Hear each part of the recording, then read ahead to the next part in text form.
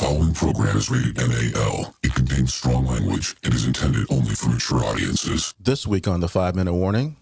You know, because we was talking about it at work today. It's like, look, y'all, the dude had baby oil because people like to see the ass shine, or people are doing anal, or all kinds of things that you need lube for. I get that. It has sex toys too, right? Yeah. Yeah, all those things. And baby oil don't really go bad, so it's probably an economical purchase. I just can imagine when you went to Sam's Club and picked up all that baby oil, somebody should have looked at you like, hey, nigga, come on.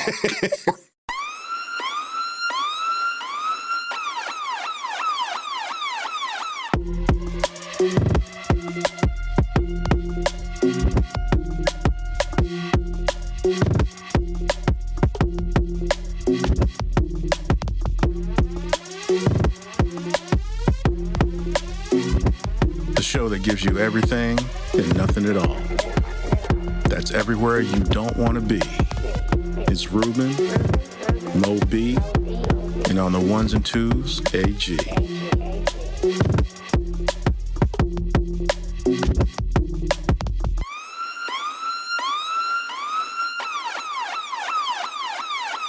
The 5-Minute Warning. What's going on, everyone? Welcome to a brand new episode of 5-Minute Warning. Always, it's your boy Ruben in the house. And of course, on time like always, is my man AG. What's happening, y'all? How you doing? I mean, you know, fat and black, baby, that's what we do. That's what we do. That's what we do all the time, you know, until I become skinny and black, and then it's a different thing. If you become skinny and black, I don't think you'd be insufferable, sir. Nah, I don't want to become skinny and black, because then people think something wrong with you. You know, maybe, you know, next thing you know, people may think you be taking that shot. And I don't want that shot. But, you know what I'm saying.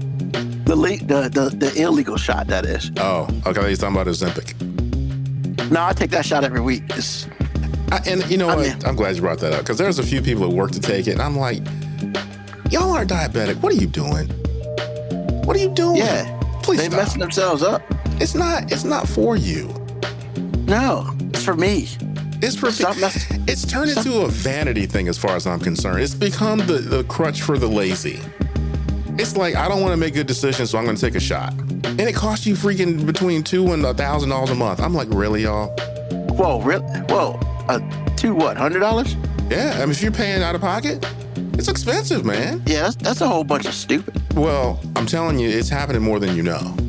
So Jesus, I just want to let you know, there's some people out there that are taking drugs away from y'all that need it as diabetics, using it for their own vanity and laziness. I mean, I'm pretty sure it's illegal for me to say something to the fact of, yo, you want to pay $200 for a shot, I got you. But that's probably illegal, so I'm not going to say that. Well, it is. But, I mean, I ain't mad at a dude making money off of somebody's weakness either. Yeah, I mean, look. I mean, bro. I didn't wake up one day and I was fat. You know, that shit happened progressively. Wow. I watched it. I was there. I understand. And I'm not going to wake up one day and I'm not going to be fat, so. Well, you will if you make good decisions. Well, no, what I'm saying is, like, I'm fat today, I'm not going to be not fat tomorrow. Well, that's true.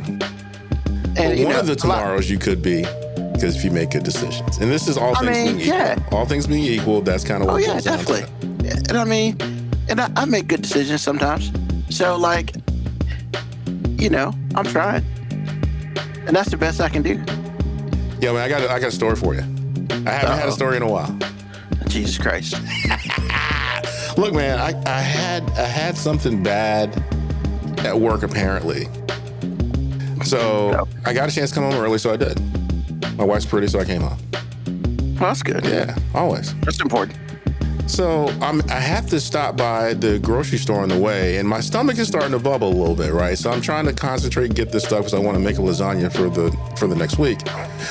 So I'm like, everything's cool, got everything I needed, got home, and talked to her for a little bit, then I went to the bathroom.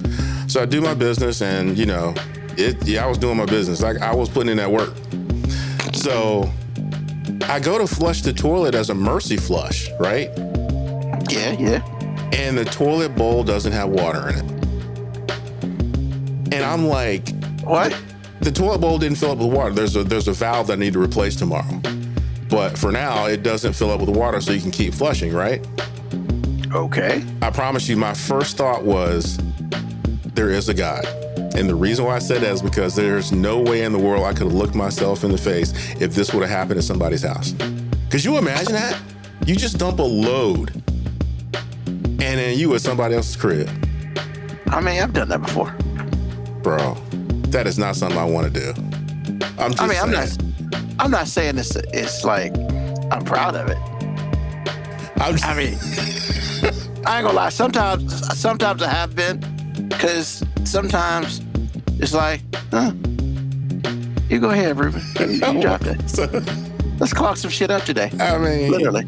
I'm just saying, bro. It was just, literally. I'm just saying, it was kind of like, wow, I'm glad this happened at home. I mean, yeah, we comfortable at home and stuff, so that's cool. But yeah, man, I mean, depending on where you're at, man, it depends whose house you're at. Let's be real. You've been at somebody's house and they pissed you off and you went and took a dump. No one has ever pissed me off that bad that I would do that to them. Not one person. I mean, you did flush it. So that's actually, I couldn't flush. I had to go and get, like 7 pitchers of water. Yeah, right. I'm just saying, bro, it was terrible. Anyway, that was the story. Because I was just sitting there going, I'm so glad I'm home. You know what you should have did? What's that? You should have just left that shit for your wife. See, this is why you're not married, sir. This is why your ass is at home by yourself. Because why, man? Why? Why would you even say that? It would have been an awesome joke. It would not have been you know what, Ruben? Sometimes I kind of wonder, say he's a nice guy, blah, blah, blah. See, now I know why your ass ain't married. But you're right. You are 100% right. That would have been a horrible ass joke. It would have been a great fucking story. The juice is not worth the squeeze. I don't want to, you know what? You are a bad influence, man. I'm glad my mama taught me good. My mama taught me not to see what Moby said last week. Moby said this last week. He's like, sometimes it be your own people, man. Sometimes it be your own people. Why would you just try to jack my relationship up like that, bro? Ho, nothing, Santa Claus. I didn't do nothing. You know what I would do? I would leave that for my wife.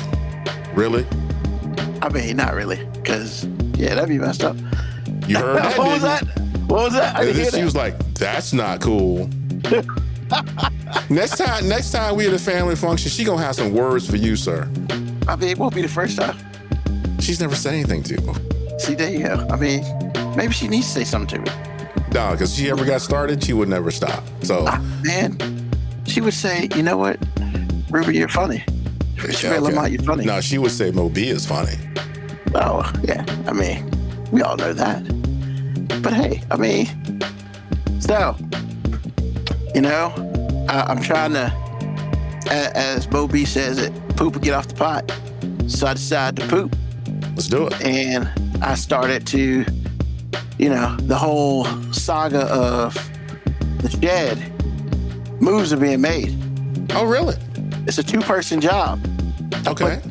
And, I don't know if I've talked about it, but... You have? Yeah. So I got all the sides, right? Okay. And so they've been in my house for like 2 weeks because it's a 2-person job. And this weekend I was off. So I was like, F it. So I went and put my wood down outside I already know where I'm going to put it. So I put the wood down and I went. I got the sides up. And today I shored up the sides so I won't walk out tomorrow and the motherfucker's on the ground. So, yeah. So I just got to put together the roof so I can then take that outside and do what I need to do on that.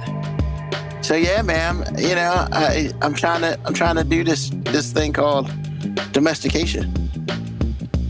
You do it as long as you pay the mortgage. You're as domestic as it needs to be, sir. I mean, yeah, but I need a shed, man. Yeah. You're tired of people stealing your stuff?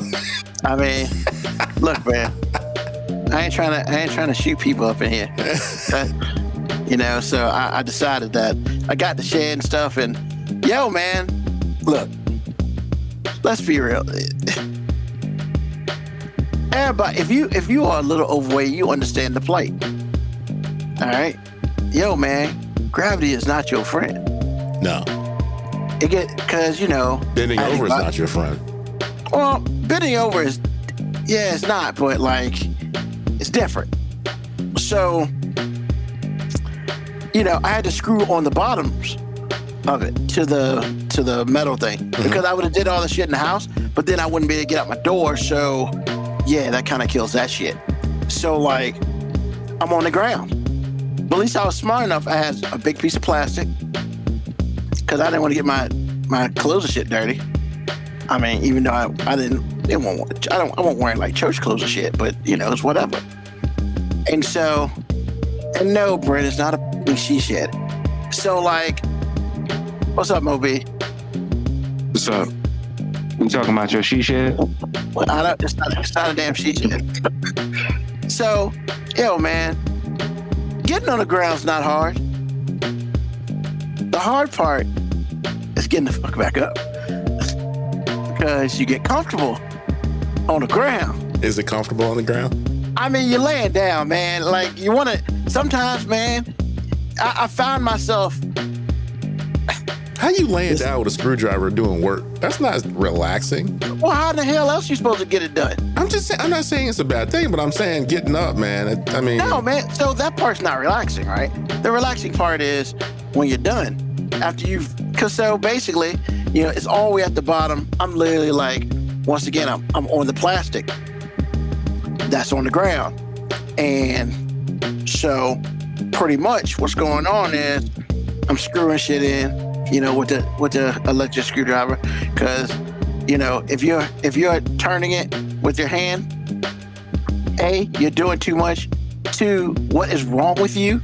Because it's called technology. And 3, the fuck you doing? So like, I'm sitting here, you know, I'm doing work, right? And it's like 9 in a row. And then there's one point where I wasn't smart enough, and I didn't put the plastic over the whole, like, to cover the whole thing. So I would just roll over because I could move, but fuck that, you know. You gonna roll over because that shit's fun. You can laugh all you want. But, I just in my mind like, because you're on the ground, man, and you're just like, you know, you're almost like commando, and so you roll over, and it's just like, you know, because I could have just do. Why do that? You probably should have, sir. Yeah, but I rolled over. That was fun. That was actually fun. But see, you know, finish it up, and then you stop. And you take a second and you realize it's real comfortable down here. And that's when fat sets in. It's like, yeah. So fat made you do all that? No. Fat made me want to be there. But the mind said, better get your fat ass up. So I got my fat ass up.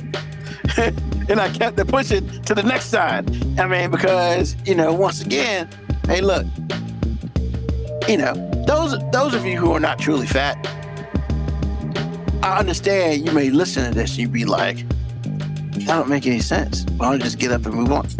Look, man, you just gotta take a moment of patience. Because you're right. If I could just move over and get up, move over, I probably wouldn't be fat. You know? So, like, see, Brent gave me the thumbs up, man. You understand? So, like, yeah, man. And it's just, and here's the part, right? When you don't spread the plastic over, you think about, well, let me get up and unfold the plastic, you know? Nah, man, you're thinking about how many ways you can move this plastic without getting up off the ground. Because, once again, gravity is not your friend. And that's why, look, man, fat people don't sleep on the ground unless they don't have a choice. And then it's like an Olympic sport to get up. You know, like I'm doing a push-up, shit, and trying to whatever. So, like, I'm just saying, yeah. So AG, I'm sorry, man. Like, for some of us who are weight challenged, like, weight challenge. We're not trying to move too much, because sometimes you move too much, then you ain't trying to do nothing else. So at least you gotta A, make it fun to move, and then B, when you get up, it's gotta be quick. Because if there's any type of hesitation, you're stuck in the middle. And then it's all this, man, that ground's real comfortable. Nah, you better get up and finish this shit. So it's like, you know. So yeah, I did a lot of that yesterday and today. But I got up, you know, hey, I tell it like it is, bro. Man, you realize you make the simple things in life an ordeal. Bro, I'm fat. That is what I do on a daily basis. Is that your main excuse? I'm fat. I do it on a daily basis. Yo, sometimes you got to make a business decision. How is that a business decision? If that piece of trash on the floor, yeah, I could bend over and get that. Or I could go get the broom and sweep it up. But the broom's all the way over there. I'm really enjoying this couch right now. Nah, that shit just might stay there. I'm just saying, man. It's a business decision. I'm not saying I'm right, and I'm not saying I'm wrong, and I'm not saying that, hey, man, that's what people should be doing. I'm just being real. Sometimes doing some extra shit is a business decision. Understood. I mean, you know, Mo B, man, you used to be fat. Like, you understand? Is that what we're leading with? You used to be fat. Join in. I mean, he did. He used to be fat. Like, he understands. I mean, I'm still not small. I don't. But you understand what I'm talking about. I mean, no, I don't. And I'm gonna tell you why. Because this guy saying your laziness is because you're fat could easily be reversed to saying no, you're fat because you're lazy. Same thing to me. I mean, but it's not. It's not. Have you heard yourself talk about you? I don't think they're interchangeable, sir. I mean, look, I'm fat and lazy.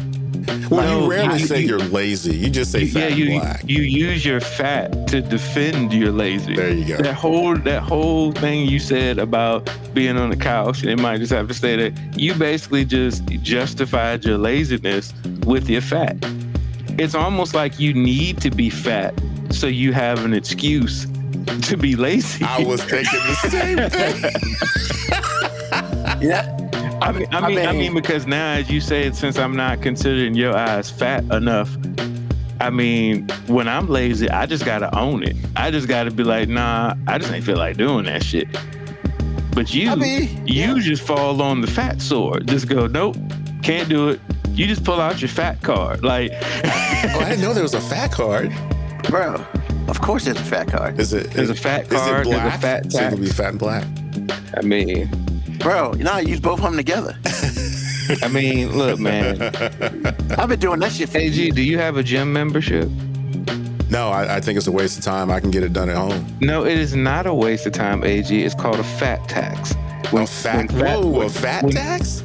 Yeah, when fat people have gym memberships, it's a fat tax because you probably ain't going to the gym. You just basically paying that monthly fat tax. It's like, oh, you're right. I'm overweight, so here you go. Take my money. Yeah, I stopped paying that tax years ago. He's not wrong though. That's hilarious. I mean, yeah. But the only reason I don't have a gym membership is just like I can get my heart rate to 160 right here in the floor right here. I don't need to go to a gym, pay $15 a month. I bet you can, sir. I bet you can. I'm just saying. Why would I mean? Yeah, I get that fat tax. Yeah, that's genius. Yeah, I stopped paying that shit years ago. Still paying my fat tax, but I got a family, so it makes sense. Yeah, see, you don't have choices. What's up, Black Patricia Adams? But I'm just being real, man. Like, it is a thing. And like, you know, wait a minute, what is a thing? Fat is a thing? Fat and lazy. Like, it's a thing. I'm not saying all fat people are lazy. I'm just saying I am.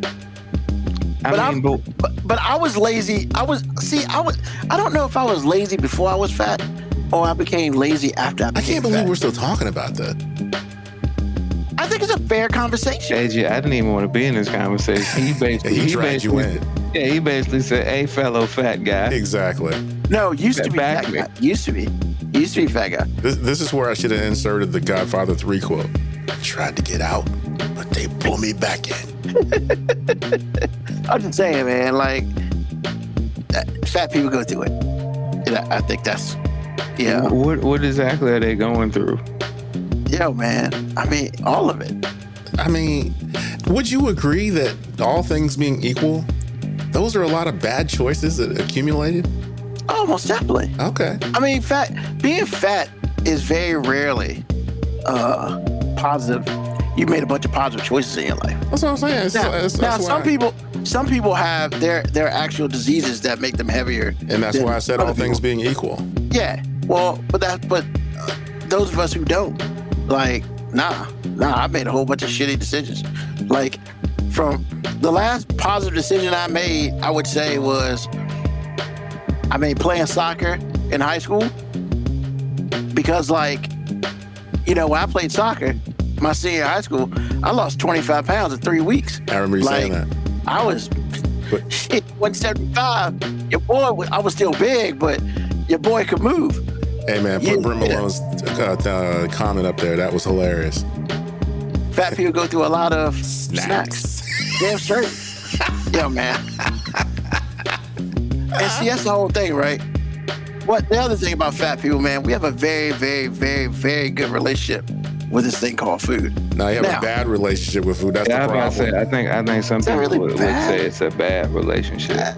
I have the same compulsions that you do. I know they're bad. Why are you even trying to dress this pig up? Nah, man? my compulsions. No, they're not. It's just different food, but they're the same compulsions, sir.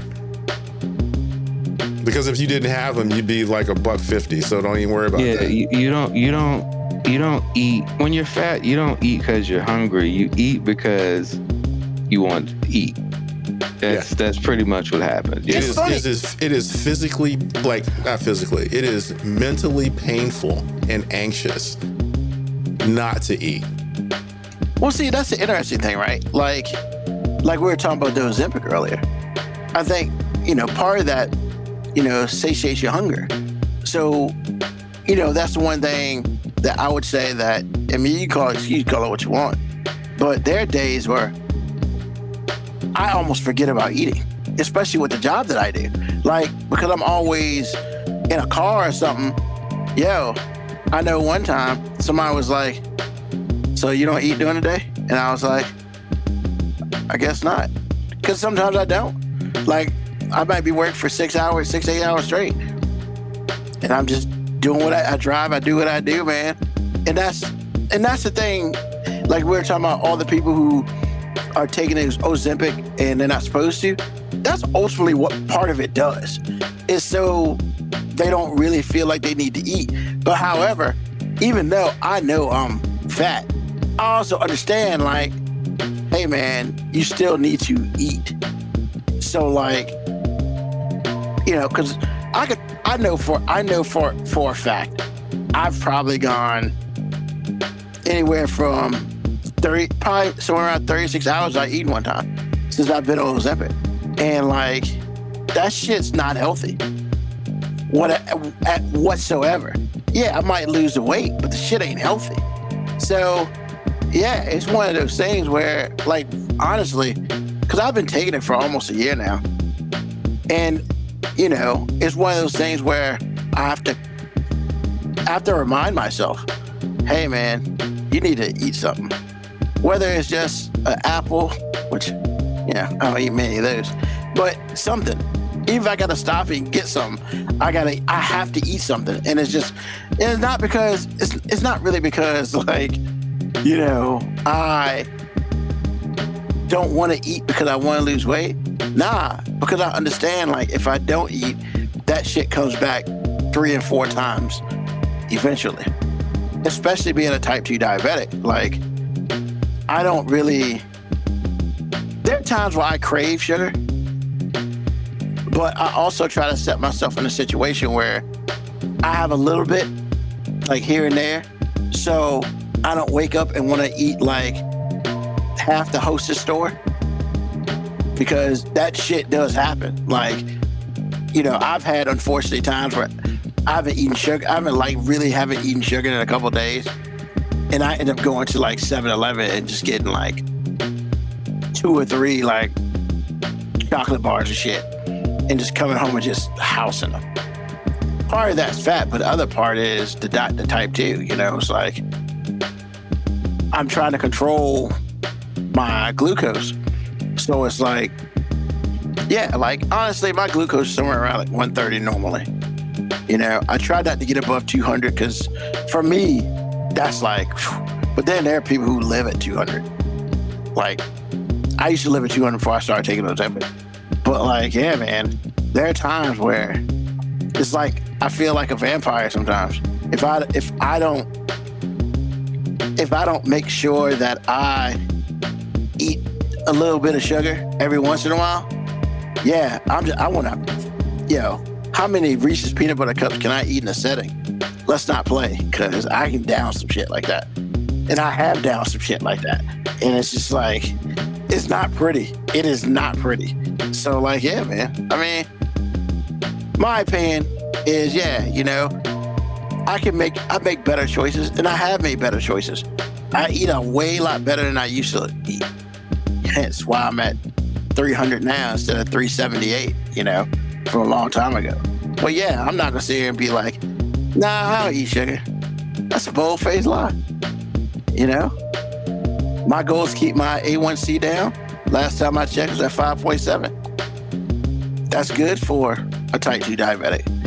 Honestly, if I get to under 4, then we making some moves. But one day I'll get rid of the truffle shuffle, and when I do, it'll be great. But until that day, and we just do what it is. So. But then, what will your excuse be?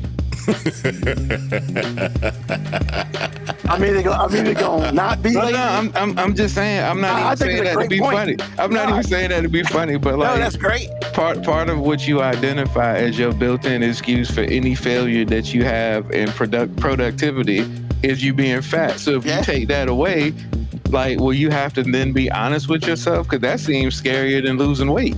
The funny thing is, I'm both. Like, I am honest with myself, to myself. And that shit, that's harder than anything else, But it's always good, like, to have friends such as yourself. The other day, man, like, I ain't saying nothing about it, but you pretty much told me, yo, man, you should get off the pot. And I'm just kind of like, and I thought about it. I was like, you know what, Ruben? Maybe it's time to shit. So you can get off the pot and go do something. And that's what I did. And that's, it's not the thing is not as fast as I want it, but 1, it's happening. 2, I can see progression. And 3, I really only have like 1 or 2 steps left. And like, I'm already thinking about my next project once I finish this one. So like, to me, that has helped open up a different realm. Now I want to really build some shit, and we'll work on that another day. Like, hey, Black boy, shit your abs. That's what I'm talking about, girl. That's what I'm talking about. Like, hell yeah. Shout out to BMA. That's awesome. I'll never forget what episode. I can't remember what episode it was. That it was one of our early episodes that we were live, in which I pretty much like retired a pair of pants on air. Because them shits were like huge. Yeah, I do remember that. And I couldn't wear them no more because they were too big. And I was like, yo, it's the greatest shit ever. I'm about to do that shit again soon. There's another pair of pants that's about to get retired, which I'll probably retire them shits on air too, man. And it's just, there's something, it's just a feeling of, it's like a feeling of release. Because, like, I used to wear size 56 pants, bro. That's a lot of fucking material. Yes, it is. Hey, like, man, am I weird because I can't let pants go? Are you afraid you'll get back in them? It's not that I'm afraid I get back in them, because, my weight has fluctuated. But, like, honestly, don't want to get rid of my pants, man. Like, wait a minute. So what? I mean, I know they're your pants, but I'm like, is there an emotional attachment? You don't strike me as the emotional type. None whatsoever. It's just a matter of just like, I'm like, when I finally get rid of those pants, I'm just like, damn, I gotta go get some more pants. But you can't wear those pants though. But I was like that too, Moby. Look, man, I got pants that I still wear, and I just tighten the belt up real tight. Because, I mean, I still got big legs, so you know what I'm saying? Like, it don't really look that awkward, but if I pull my shirt up, you see, like, the front of the pants bunched together. Like, because my grandma got on me about that. She was like, why don't you get some different pants? And I'm just like, but I like these jeans, man. Like, it's like Linus's Whoopie, man. It really is. And the thing is, I don't really notice that my pants are way too big around the waist because that's always been the case. Like, I've always had to get pants that were too big in the waist because, I mean, even when I was, I guess, a fat guy, as Ruben says, since I can't say I'm fat no more, even though, I mean, I'm still pretty fat. Fat man. But when I go to the doctor, I'm still classified as obese. So. I mean, if you're 120 pounds and you're 5 foot nothing, you're obese. Like, get the fuck out of here with that. Just saying. I mean, technically, based on the height weight scale, I'm supposed to be about 55 to 60 pounds lighter than I actually am. Yeah, because it's bullshit. But yeah, I mean, but I've always had to get pants too big because when I played, like when I was in college and when I was playing football, my thighs were like 36 inches around. So even though my waist was like 44, I had to get pants just to like get over my fucking legs. So I've always had pants that are too big in the waist. So I don't even really pay attention to that shit. I'm just like, that's what belts are for. You know what I'm saying? I just tighten the belt up as long as I can move. That's why, you know, the skinny jean era, man, that's like, I got relaxed fit and straight leg jeans, and that shit is uncomfortable. It was uncomfortable for a long time because I'd be like, bro, these are like skinny jeans. My wife would be like, no, they look good. I'm just like, you don't understand. As somebody who had big legs their whole life, feeling anything that's tight around my legs at all just feels restrictive. I just feel like, nah, man, this ain't gonna work. I'm like, you can see the form in my calves through my jeans. That is too much. It's too much. I feel you, bro. But, you know, I was like skinny jeans just for her one time, and I was just like, hey, man, this ain't. Then I started reevaluating everybody else who was wearing skinny jeans because I started to think, hey, look, as a dude who, quote unquote, I don't really feel like I have the typical male ego about my genitalia. Like, I don't walk around feeling like I got the biggest dick on earth. But when I wore the skinny jeans for the first time, I started looking at these other niggas wearing skinny jeans. I'm like, y'all motherfuckers must not have no nuts or dick because, like, ain't no way y'all been walking around like this forever. Because I was ain't no fucking way. Like, what did you do? Detach your penis and like, you know, you got the shit in the car? Because ain't no way you still got a dick in them tight ass jeans. No fucking way. Or that shit, small dick. I mean, I'm like, yo, man, I felt like I was chafing and I hadn't started moving yet. I'm just like, what the fuck, man? Like, I'm like, is that why Diddy got so much baby oil? Like, he was wearing skinny jeans. He's like, I gotta lube up just to get in these tight ass jeans. I promise you that wasn't the reason. I'm just saying, when I see the young dudes, I can't even say the young dudes no more because there'll be a lot of old dudes because they just trying to stay stylish. I'm like, look, man, there's gotta be limits on how small your jeans are because ain't no way you supposed to have no tight ass spandex jeans on and you walking around comfortable. There's just no way. Like, I could, and maybe it's just they've been doing it for so long they used to it, but like I couldn't. I was just like, yo, I feel like I got on compression shorts. Except this ain't compression short material. This is denim. That's like why I hate jeans, bro. It ain't supposed to be like this. Like, I just want to look at the younger dudes, but hey, man, you know, there's a world in which you can let your nuts breathe. I know this is new to you because you're trying to stay stylish, but I promise you, if you just get like relaxed fit instead of the ultra skinnies, Like, I promise you, man, like, it's got to be harmful to sperm count. Like, it's got to be. Like, I don't even know if that's true, but I just felt like this shit has to create impotence. There There's is no some way. correlation between the two. It is, because that's why doctors, infertility doctors, like to have their men wear the boxers. So there is some correlation. I'm like, there's no way. It's like, look, in a generation, there'll be nobody with sperm past the age of 22 because their testicles just gonna stop working. There's no way. I wore them skinny jeans one time and I was just like, nope. I can't do it. Like, First of all, I just can't do it. And Black Morticia Adams say they be tucking. First of all, what? Hey, look. I will say, tucking what? With skinny jeans, for me anyway, because I'm with Moby on this, you definitely have to take them and put them in a sweet spot, because those jeans are tight. Yeah, but you don't be tucking your shit, do you? That's too much work, no, man. It's not tucking, but you gotta place it right. I like don't these even know how balls to that be able to hang low, baby. I like these balls to be able to hang low. Well, skinny jeans are not for you, sir. Swing low, sweet chariot. Blazing saddles. So I'm telling you, don't do it. All I'm saying is, I don't understand how dudes be tucking. Well, I mean, if you're trans, that's exactly what you're doing. So, I mean, yeah, but like, if you're not, like, what we doing? First of all, like, I'm not even trying to go into the detail what you're doing with your genitalia. I'm just saying, if you out here rocking those skinny jeans comfortably, I'm questioning, do you have it? Because I'm just like, I know I look uncomfortable and awkward that I just can't. Like, there's no way that it's supposed to be like this. It's just not. Yeah, that's why I don't really wear jeans. I have one pair of jeans. See, I don't feel like that in all jeans, man. Look, man, a good fitting pair of jeans is almost magical. Like, it's just enough room. There's freedom. I see, by freedom means like I can do relaxed fit. Hell, I can even do the straight leg. But something about putting that word skinny on the tag, just, I don't know. Maybe it just makes my balls swell up on its own. Like, it's like my body's just rejecting the idea of wearing skinny jeans. Like, nope. This is for the young generation. You ain't part of this movement. Did your wife ever buy you a pair of skinny jeans? Hell no. First of all, you insinuated that she bought me a pair of jeans. She ain't shopping for me like that. She not. She makes strong suggestions on things that she like see me in, but purchasing power? Nah, that's not.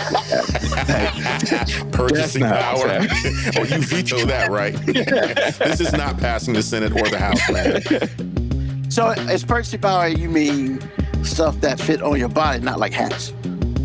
Yeah, she'll buy me a hat or something, but like the jeans, she's not doing, and I appreciate that, because she knows if she buys something that I just ain't feeling, I'm gonna be honest and I'm gonna be like, nah. So just buy your gift card, go buy your own shit. Yeah, just no, you good. I'm not even gonna lie to you to try to protect your feelings, because that wouldn't be, me. It's like, come on, nah, I'm good. Baby, how come you never worn that shirt? Because this shit's ugly. Well, as he says so often, that would be disingenuous if he did. I'm just not gonna do it. It's like, nah. I just can't, man. I just can't. So no. She like I said, she's been with me shopping, and I picked up some jeans, and I'm just like, ain't no way. And she was like, try them on. I put them on. I'm just like, she was like, I think they look good. I'm like, I think my balls hate me right now. I can't do this. They hate. That's a strong word, man. They hate you right now. Come on, man. Yeah, man. I'm just like, look. I mean, pain in the ball area is probably not the smartest. I mean, look, not to mention walking. For the most part, I feel like my dick's been pretty good to me. So why would I do it like that? You know what I'm saying? Why would I do something harmful to it? And I feel like it's personifying your dick right now, sir. Yes, I am. Yes. At least he's honest about it. I'm just saying, like, look, man, this genitalia created two awesome beings that live in this house with me, and I call them terrorists sometimes, but for the most part, they cool. They still the best thing I've ever done. I'm like, so like, as a reward to my genitalia, I'd be like, I'm not gonna do this to you just for fashion's sake. Nah, man, nah. I'm gonna let y'all breathe. I'm gonna let y'all live. Y'all been good to me. I'll let y'all live. Jesus Christ. All right, so now that we're not talking about pants and genitalia anymore, let's get into some real shit. So,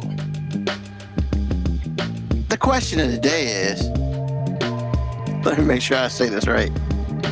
I thought it was interesting that this question even came up because I saw the clip that AG put up, and I was just like, is a man ever the prize? Like, ever? Like, ever. Unless you rich. Like, unless you rich and you got some chick coming after you for your money. But it's not really you. There are two answers to this question. And both, and no, AJ, I disagree. There are two answers to this question. And both of them are correct, but only one can be said out loud. So the one that can be said out loud is, no, we ain't never the motherfucking prize. Now, if we try to do things like math, logic, statistics, all good men are the prize. And hear me out. We're outnumbered. Like, just total, we're outnumbered. Yep. And then if you just put societal-wise, eligible males not imprisoned and playing for the heterosexual team makes us outnumbered by even more. So if we're that outnumbered, which means, let's just throw a number out there. Let's say there's a 3-to-1 ratio out there. And then if you actually put the men who people would consider worth a damn, let's just say that ratio gets even smaller, 10-to-1. If I say there are 10 people trying to obtain one for every one person, statistics say we should be the prize. But we can never fucking say that out loud. I'm just saying, like, look, and part of it is fucked up. But I mean, all right. So it's two different scales here. So I know that as a male, just as a male, if me and my wife just go out into the world, she'll never have a shortage of people throwing penis at her. Just never. She has a vagina. That's what happens. However, if both of us were to hit the free market as free agents, I am probably a more eligible candidate to be hot in this free agent market. It just is what it is. It's just math. It has nothing to do with me and my greatness, because I ain't shit. But just math suggests that I'd be pretty hot in this free agent market. I mean, look, Aaron Rodgers was old as shit, probably washed, but because it's hard to find a fucking good quarterback, I mean, motherfucker, Tom Brady probably still get phone calls. That nigga old as shit, and there's still probably somebody that's like, hey, I mean, bruh, if you want to try one more season, we got you. That's pretty much what guys are. That's pretty much what guys with jobs and not in jail are. It's like, hey, I mean, we can try it out. You know what I'm saying? We got a roster spot. Yeah, bring it for the practice squad. Yeah, so I'm just saying, by sheer numbers, technically, we are the prize. It's just we can never fucking move or act like it. And the ones that do get called assholes for it. Like the guys who be on all these YouTubes and TikToks saying all this, relationship shit where they're basically like, women, y'all should follow us. We're the leaders. Blah. I mean, they just come off as assholes. Even if what they're saying has any truth to it, sometimes delivery matters. And you're just being a dick. But like I said, if we're just going with math, technically we kind of always are the prize, as long as we have some redeemable qualities, especially with the way the world talks about us like we ain't shit anyway. The bar's so fucking low for us. It's like, wait a minute. You got a job? Wait a minute. You're not in jail? Hold on. Wait. You're not a deadbeat dad? Oh shit, you're a 5-star recruit. Still waiting for them to come get me. See, here's the thing, Ruben. The problem is you can't actually act like you're as valuable as you actually are. Because you don't have money. Because you did say the money thing, because if you're rich, you can act like an asshole. But if you're not, the money is the trump card. It's basically the equivalent of having a black card. It's like, hey, nobody checks your credit if you throw a black card on the table. Just what it is. They're like, why do we need to check your credit? This has unlimited spending power. So if you have money, you get to be a dick all the time. And somebody's still gonna want you. I mean, you're not wrong. Even if you drive backwards through a Wendy's drive-thru? Especially if you drive backwards through Wendy's drive-thru in the skyline, yeah? Do you know how hot on these streets I be right now? Do you know what that bitch in Wendy's would say about her, say to her friends when I left? Like, oh, this fine-ass nigga just came in here on reverse, and when she wouldn't even have to know what I look like. Just the idea that I have enough money to act that arrogant would make me look good, even if the windows were tinted. She would just assume I was sexy, because what I represented would be sexy. He's not wrong. True story, sir. 100%. I mean, you ain't wrong. 100%. Jeez. It's hard out here in these streets, man. It's hard. I'm just saying, like, look, we've seen Faith Evans. We've also seen Notorious B.I.G. I rest my case. I mean, I just rest my case. Look, we can say he was charismatic, had a great personality. You can say all those things. But if he was just that broke ass nigga selling weed on the bottom of his that he described in Juicy, I'm pretty sure the Faith Evans thing never fucking happens. But the Lil' Kim thing happened. Once again, that shit still happened after the fact. She might have known him, but I'm pretty sure she won't suck in Notorious B.I.G. dick when he was just selling weed at the stairs trying to just feed his kids when the motherfuckers were calling the cops on him like he described in Juicy. Pretty sure that won't happen. I could be wrong. I might be making a really bold assumption here. You're not. It's not bold at all. There's no hot take there, sir. AG? No, we're never the prize because well, I think lately a narrative has been created, and That we're the prize? no, that we're not the prize, to the point to where it's like Moby said, we weren't ever worth anything. But when my dad was growing up, it was a little different. Nowadays, it's like we just ain't jack now. I'm like, okay. And the other thing too to me is it's like, how you gonna be the prize if prizes generally don't have to do anything? Us as men are always paying for this, providing for that, whatever it is. It's like you buy a Ferrari and you think you made it. But that car costs you at least $20,000 a year to own if you're driving it. How is that good? I mean, it's the same thing. It's just like it costs you so much money to have the car. Not that money's an object. That's not what I'm saying. But when you really break it down, you buy for me, you buy your favorite Ferrari, you've made it. I mean, if I'm really driving it the way I want to drive it, this car's cost me $50,000 a year to have. And that's not taxes or any of that. Yeah, but we didn't even talk about taxes, insurance, and none of that. Right, We're talking about general maintenance. Exactly. We're talking about like $10,000 oil changes because you got to take the motor out and get to the oil. I mean, all kinds of stupid stuff that you have to do to own these cars. Women aren't exactly different than that. Now, I'm not going to say a woman's a purchase, but based on some of the stuff I hear, you've prostituted yourself to the point to where you're costing me money and you're telling me that you're going to cost me money. I'm never going to be the prize as long as I'm approaching life that way. So no, men are never the prize. And it's because the biggest reason to me is because of what I'm talking about now, which is the position in which we hold in a relationship. I am always putting my wife on a pedestal in every way. If somebody's going to sacrifice something, it's going to be me.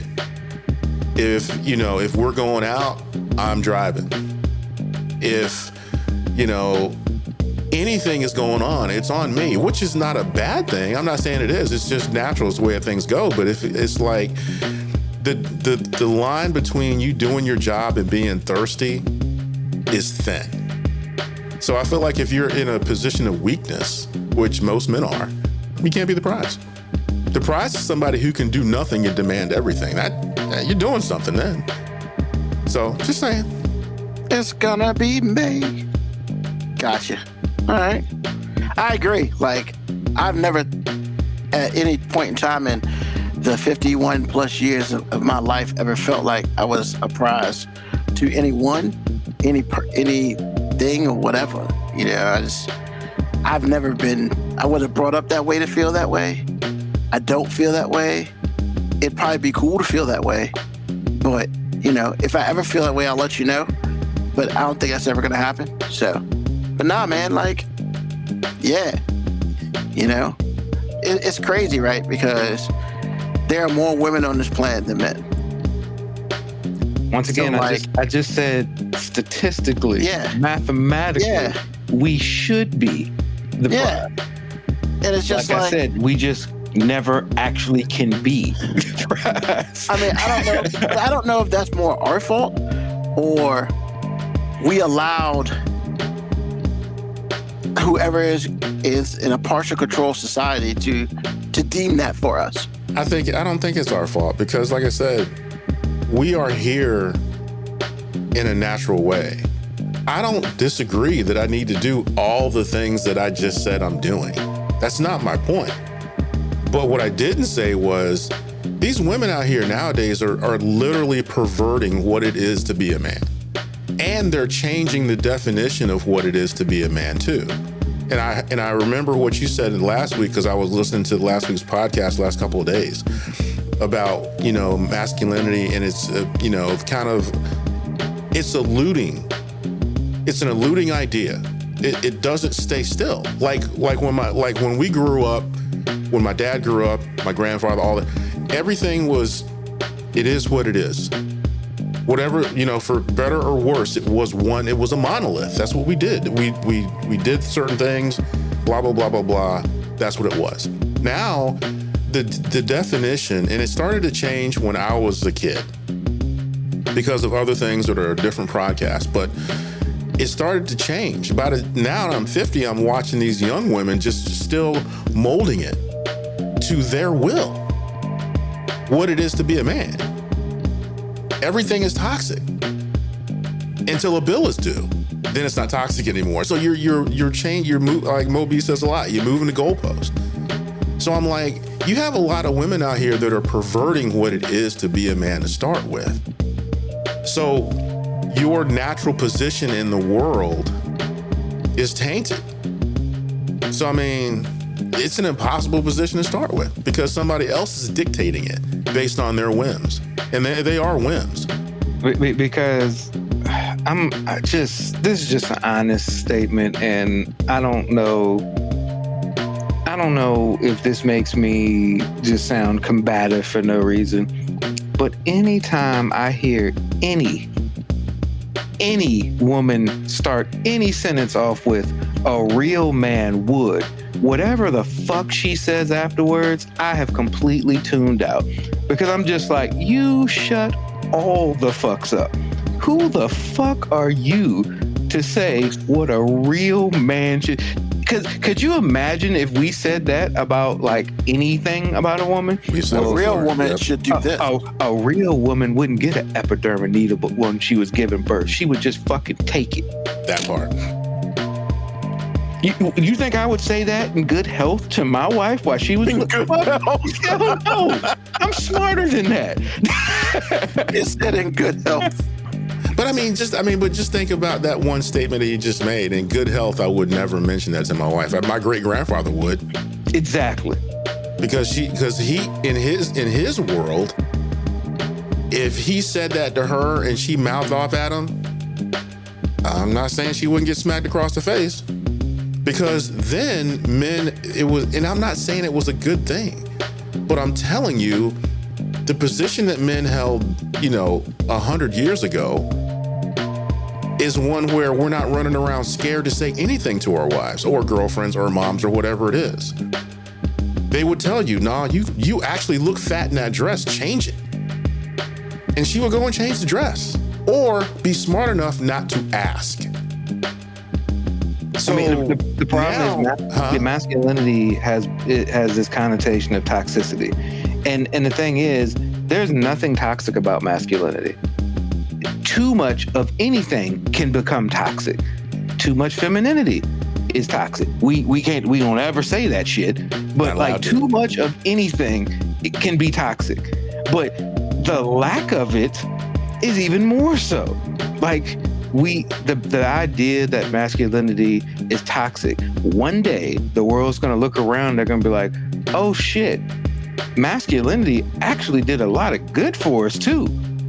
And now that these guys aren't instilled with any fucking masculinity, but now they make comments about it. Oh, these new age men be like, no, these new age men are exactly what the fuck you made them. Frankenstein, you don't want to. We talked about this last week. Don't build something that you can't, man. Like I said, man, it's a whole lot of weak people out here. It's not just a single mom thing, because every time you say that, it sounds like you're attacking women for being single moms. And I'm like, I'm not attacking a woman for being a single mom. I mean, because in many ways, I'm a product of one. But I'm also a product of one that had a deep fear of me being like her. Like, it was an innate fear she had. Like, nah, you can't be walking around being as emotional as I am. You can't be doing the things that I do, because now it seems like the new age single moms are trying to create a partner and a friend, where my mom was trying to create what she wanted in a man. Like, I want you to be what I don't think your dad is. Positive and negative. Like, hey, I need you to represent the masculinity of it. And I'm not saying I'm the most macho man in the world, but the way I process things through, I guess, the air of masculinity is way different than the young guys do now. Because like I said, I just see how emotional guys get about everything. And quite frankly, it scares the shit out of me. Like, I don't go to functions where there's a whole bunch, like a young person hip hop concert. I could love that artist, but I'm just like, hey man, it's gonna be too many niggas between the age of 21 and 29 here, and them niggas don't know how to act.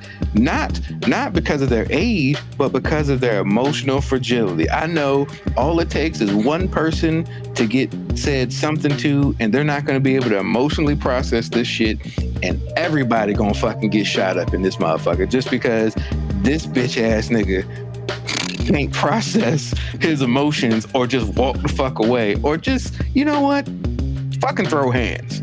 Like, just I so miss the days when niggas just threw hands.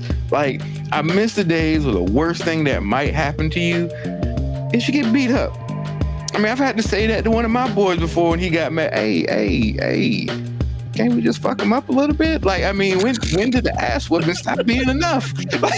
Well, you already answered that question. You said don't about like lose fights no more.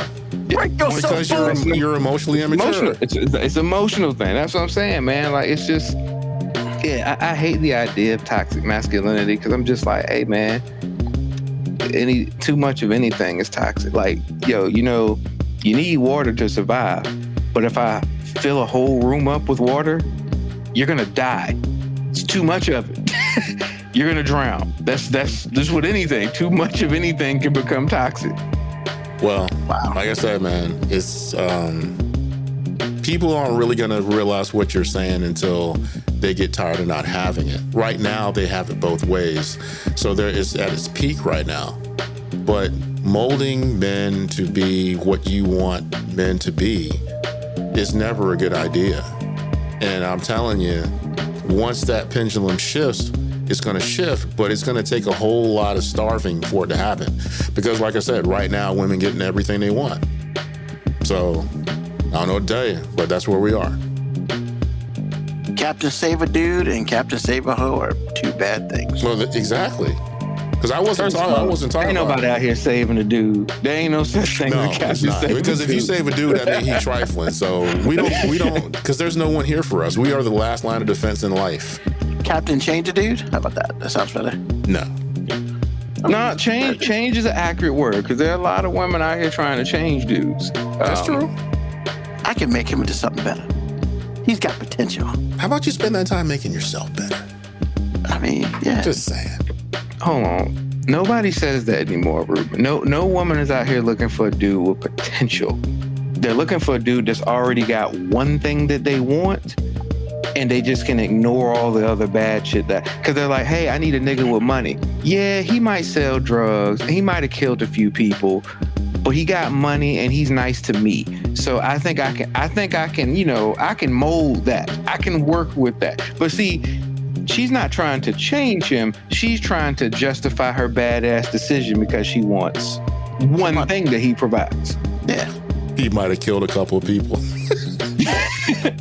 I mean, I still think that there's some women out there who really are about changing. You know what? He's almost there. I think after about 6 months. See the thing, but the almost there, Ruben, is usually one thing. It's like, because they're just the days of somebody being like, hey, yeah, I know right now he's bagging groceries at Food Line, but he got a lot of ambition. That ain't the move. That's not what they're looking for. Like, and that dude might have all the ambition. He might have all the passion in the world. But what they're looking for now is they're looking for the projects that already have the stuff that they want, and they're just hoping the other shit changes. They're just hoping yeah, I know he's an asshole, but he's got a nice car, and he makes me feel secure. Yeah. Like Patricia Adams, I wish women realize they can't change a man.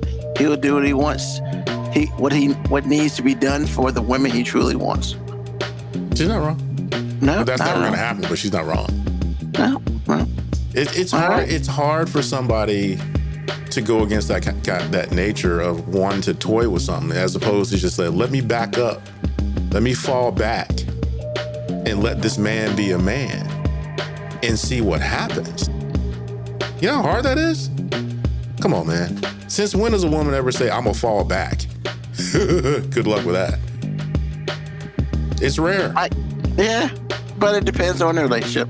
No, it doesn't. It depends on the woman. No, Ruben. It depends on the woman, man. Yeah, exactly. Well, I guess that's what I meant. I'm sorry. I meant because like, yes, telling a chick to calm down is almost the equivalent of cussing her out these days. Yeah, they tell us to calm down. Calm down. Don't you fucking tell me to calm down. I mean, but you're acting irate right now, and you're acting like an unreasonable, unstable fucking creature. And since it'd be frowned upon for me to slap the shit out of you and say, shut the hell up, I'm asking you as nicely as I can, could you please calm down? And then if you walk away, he wasn't man enough for me. There you go. He wasn't strong enough to deal with a woman like me. No, he didn't want to fucking deal with a woman like you. Yeah, I don't want to ever be that strong. Fuck that. Yeah, I'm strong enough to carry my ass out. Exactly. I can, these legs, I'm out, bitch. That's the one time Ruben won't use his fat as a lazy excuse. Hell no. I think I can walk on out of here. Yep. Under my own power. Deuces! Yeah, so awesome. All right, so let's get into the second thing for the day. Ladies and gentlemen, it is the first annual. Maybe it's the first time we do it. We'll see how it goes. This is the first annual 5-minute warning STFU Awards. Yes. Woo! Key the crazy music and the confetti and all that. I ain't got none of that.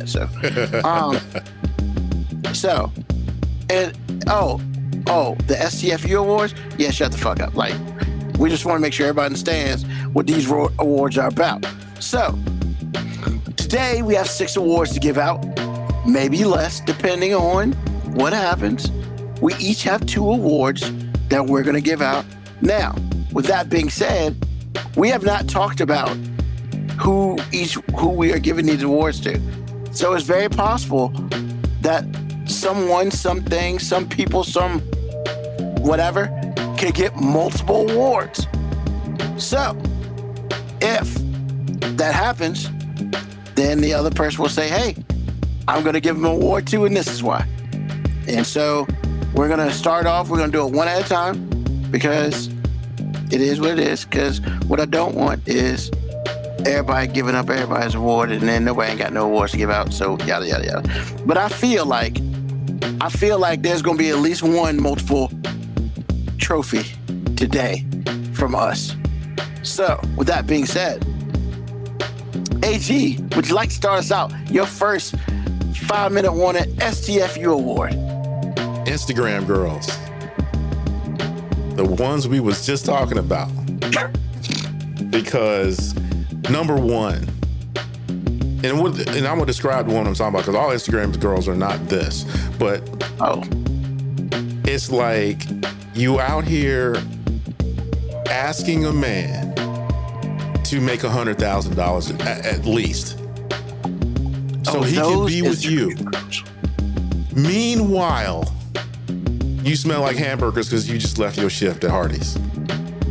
But I have to make $100,000. Okay.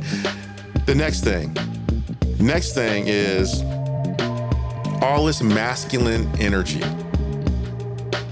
Like Moby just said, I have to be strong enough to deal with you trying to be a man. And then I got to be a man when you get tired or you weak in some spots or whatever it is to cover you. Which tells me if I got to put that kind of energy into you, what exactly are you doing for me? There's literally no room for me. And I got to make $100,000 for me not to get anything.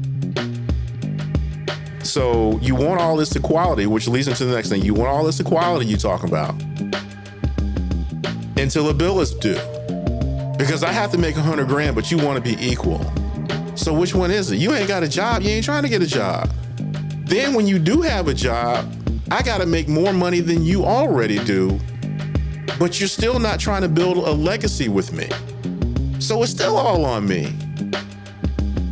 So the last thing is you are throwing all this innuendo that I'm going to get some, and you know you're not trying to give me none, and you know you're not good at it.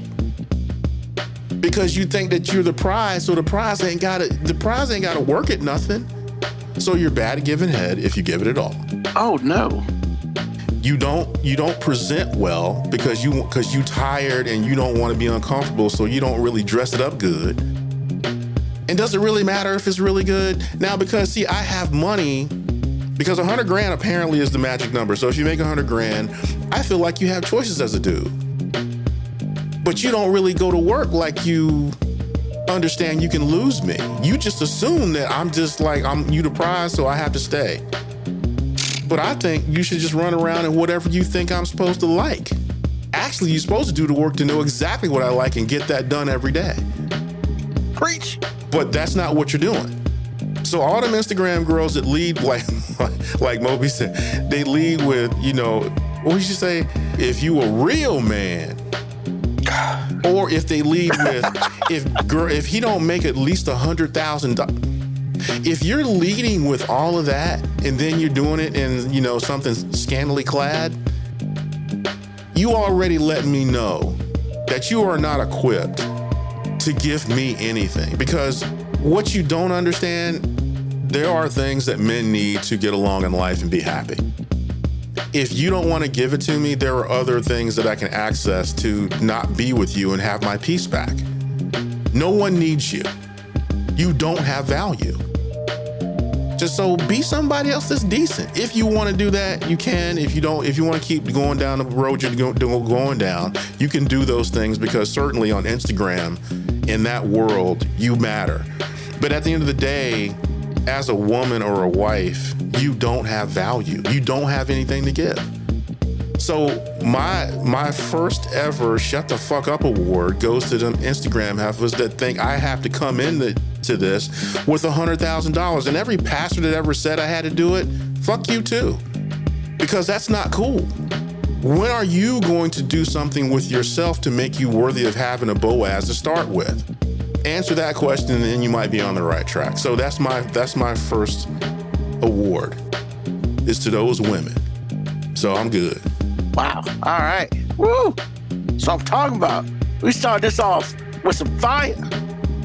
Mo B, what you got? Who you giving your first award to, sir?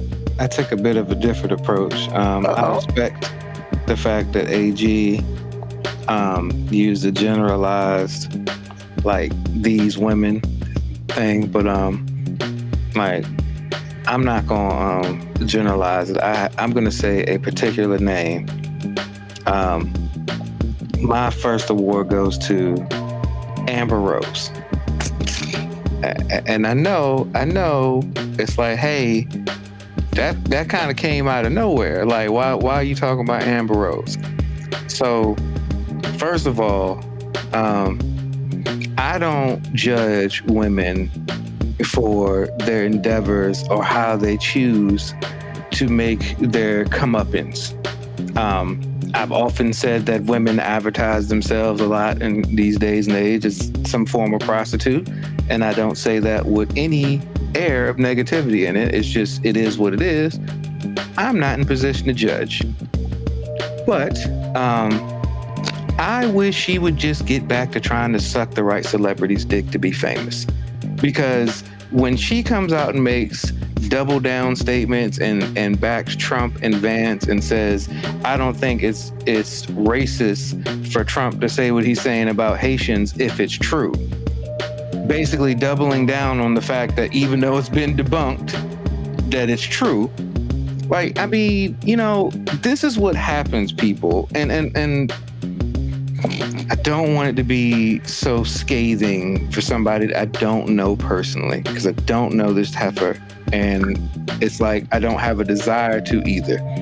But Black people, specifically Black people, this is what happens when you bring the wrong bitch to the cookout.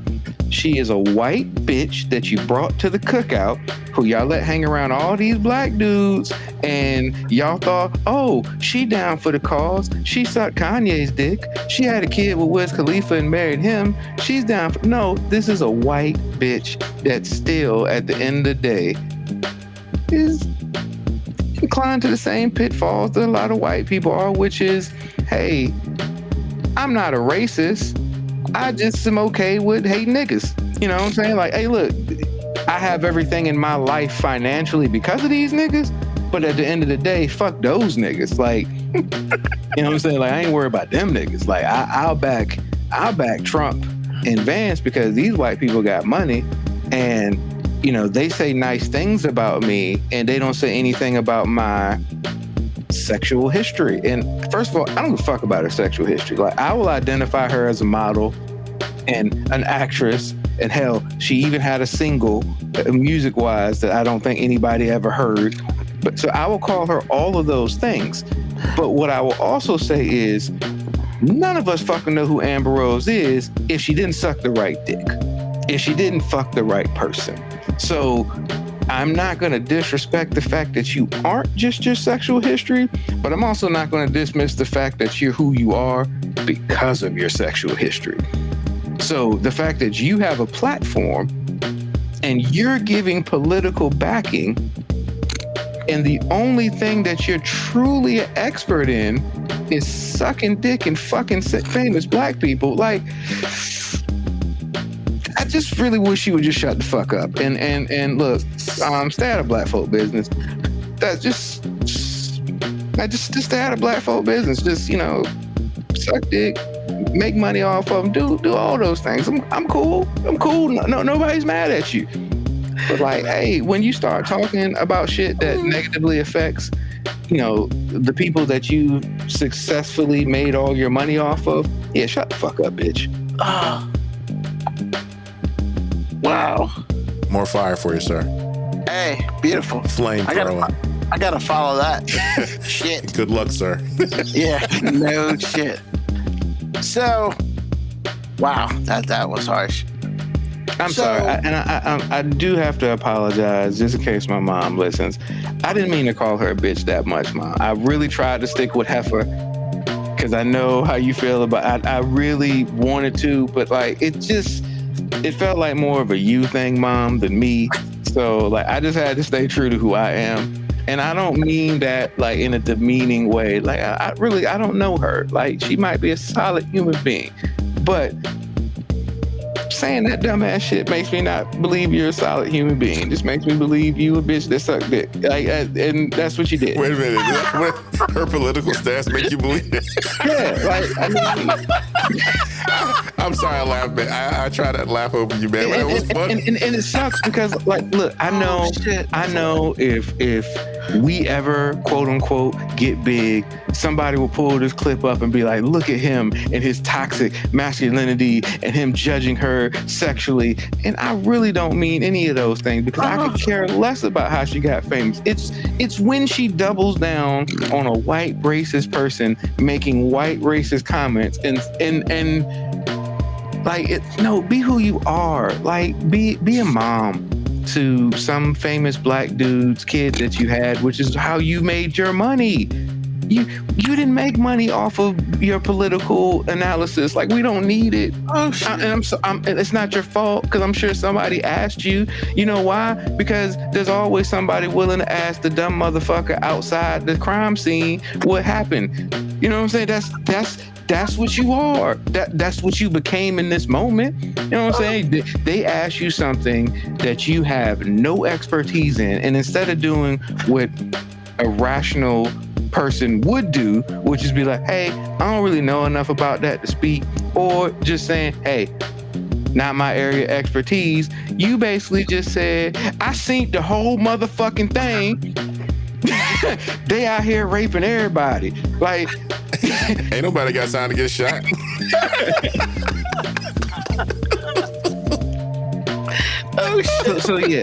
So if for some reason this ever gets back to Ambrose, I'm not apologizing for like what I'm saying because I truly mean it, like about like you saying harmful things about our that affects our community right now. This is the personal attack. I really don't know. You could be a wonderful human being. I hope you're a great mother. I know you're somebody's wife. I don't mean to disrespect your person like that. Just shut the fuck up about black folk business. That's all I'm asking. Just shut the fuck up. Somebody asks you a question, I get it. You didn't make that person ask you the question, but you know what? Somebody made you shut the fuck up. That shit's great. Oh my God. So, once again, I gotta follow that. That was very powerful, Moby. Thank you. I'm sorry. Once again, good luck, sir. Yeah, it just was sitting wrong in my spirit because I'm like, I really don't want people to think I'm attacking her. But why aren't you? Though? Aren't you?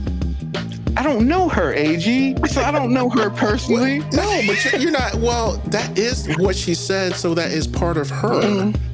I guess you're right. I'm attacking what she did and what she's done that's harmful to the community. I'm not trying to assassinate her character. I don't know her character, but statements like that makes me not want to know her character. But, and that's exactly my point. I think it is part of her character. She the one said it. I mean, just sorry, I didn't want my toxicity to just be flooding the scene, you know. Okay, touche. All right. Wow. Go ahead, Ruben. So my shut the fuck up award it's very simple because I've talked about this in the show how much I hate shit like this, and you know I get it. Presumed innocent till guilty. But this shit look real fucked up right now. Yo, man, anybody who wants to traffic children and shit, bro, I ain't got no time for that bullshit. Diddy, what the fuck, man? Like, oh God, just like, you know, it's one thing when you hear shit, it's like, oh man, yeah, man, they made me do that shit. And then you kept hearing it. And then they actually list everything that he motherfucking like got arrested for. And it's like, I mean, the racketeering charges, whatever. They even said they normally just throw that shit on top of it. But like trafficking, underage kids, and yes, I said kids. I did not specify with a gender because apparently it was both. And making these kids do sexual shit and you know, yo, man, like, I think he's intelligent to a point, but it's like, yo, man, they kill people in jail for that shit, bro. like, because I was listening to it the other day. I was like, yo, he can't go to gen population. He will die if he's found guilty. He can't go to gen pop. Right now, he's secluded. He cannot go to gen pop. They will kill him. I don't care how many take that you do. I don't care how much you do to Harlem Shake. They gonna Harlem Shake your ass into the toilet. Like, like, yo, bro. Yo, I mean, do you just not want it to be true? I mean, because I find myself torn. Like I don't want it to be true, and I also find that it's so easy for us to believe that everything is true. But I also have a healthy distrust of like how easy it is to take down rich black people. Like, I mean, it's like all the things happen all at the same time. So it's like I believe that enough of that shit has to be true, but I'm also like, how did all this shit stay true for this long? I mean, it's like, so it's just a weird feeling. It's not like the R. Kelly thing, because the R. Kelly thing, I felt like, he did that shit. He kind of been letting us know that shit for a long time. Yeah. You know what I'm saying? We chose to ignore that. The Diddy thing is just like, did we even really have a clue? Well, I mean, other than the fact that his girlfriend just kept getting progressively younger as he kept getting older. Oh, yeah. And in his state. I mean, you know, that's the visual. I mean, pretty soon he was about to start Morgan Freeman in that thing, where it's just like... just go. He called it straight for that one. He ain't wrong. He ain't wrong. But he ain't wrong, but come on. He dated an older woman, too, man. His last At least Morgan girlfriend was Freeman's girl's over 21. So. This last girlfriend was old, man. Just saying. Come on now. I mean, 32 ain't, but so old. But I mean, I think we go through a lot of this with our, celebrities, whichever celebrity you like. It's like if they get caught in something bad, we don't want to believe it. I mean, and part of it is a lot of times when these people get caught doing stuff, it's heinous. You know what I'm saying? I mean, Bill Cosby, like R. Kelly, all the. It's like. And I think, and I'm not trying to play politics or respectability. I promise this is not what I'm doing. But at some point, personal responsibility matters. You wouldn't have got caught if you ain't out here freaking. Freaking is not the right word. If you're not out here being just illegal shit. It's not illegal. It's worse than that. It's just like you're being sinister, bro. You're out here sex trafficking. Hey man, you saying sinister? I get it. That's a good word for it. But like, can we just say nasty? Like, let's ruin this shit. Let's just simplify the fuck out of it. Like, you just out here being nasty, nigga. Yeah. Because that's not really accurate. Because being nasty is like the baby oil.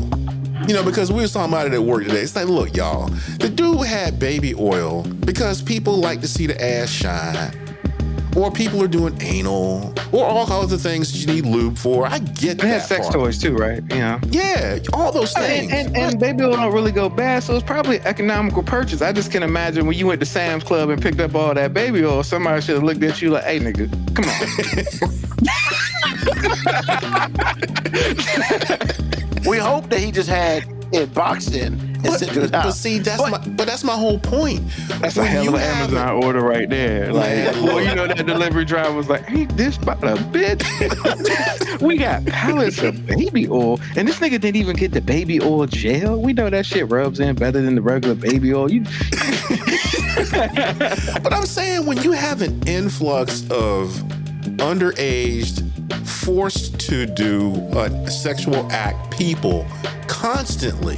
This is not like you are flying a porn star from California to Florida or wherever you're filming your video. You just want no Trump shit. You know what I'm saying? Man, this is look, man, freaky and nasty is too light of a word. I can be nasty and not go to jail. I can do some nasty stuff, I can't do it right now, but later on I can do some nasty stuff, and it's just nasty stuff. But what I'm saying is, if I hold my wife against her will and do things that she's not consenting to, I'm going to freaking jail. Yes. Now, he's done this thousands of times with thousands of women, and people can corroborate their stories. And he had, I'm going to call her madam, because she's recruiting all these women. She's recruiting all these men. And then I keep hearing stuff where he is doing stuff to people that we know and love, and is keeping this on his hip pocket for blackmail. And really, that's where I think a lot of this came apart. Goddamn Cooper, man. He had to do that stuff, man. He got to Epstein level with this, where he has so much stuff on so much dirt on so many different people. He had to go down.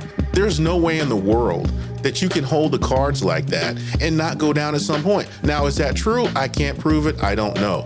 But what I'm saying to you is, when you messing around with very powerful people and you out here doing dirt, eventually the dogs will turn on you. There's that too. Yeah. So like, and I'll say this and then we'll move on.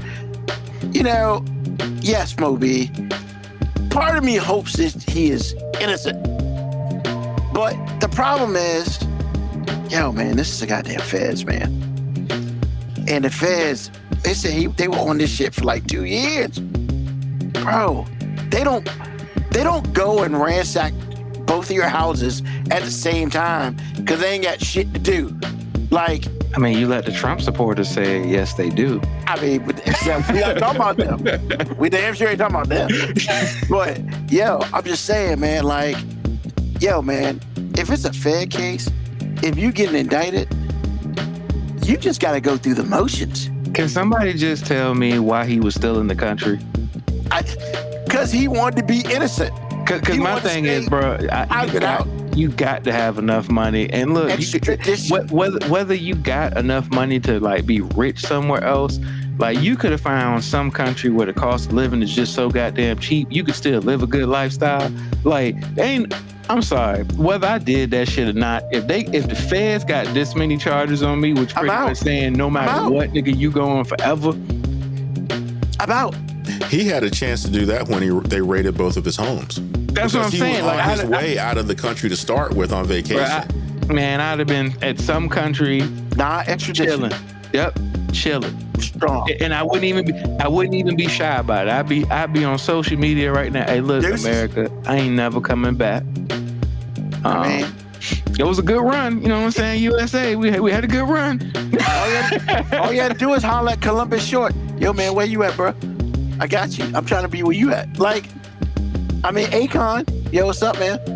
Where'd you go? Like, seriously, man, it's, yo, man. And the biggest thing is, I mean, it's bad enough, man. See, that's the whole thing. There's always stuff piling on top of piles. It's bad enough you were doing this shit. So, if you were doing this dumb shit, don't give other people reasons to turn on you. Like, you probably shouldn't have bitch slapped or bitch punched Cassie. I mean, let's be real. Like, is that the one that he chased her down the elevator with the towel on and he kicked her while she was down? Yeah. Like a dog? And like, yeah. It's like... And then paid an obscene settlement.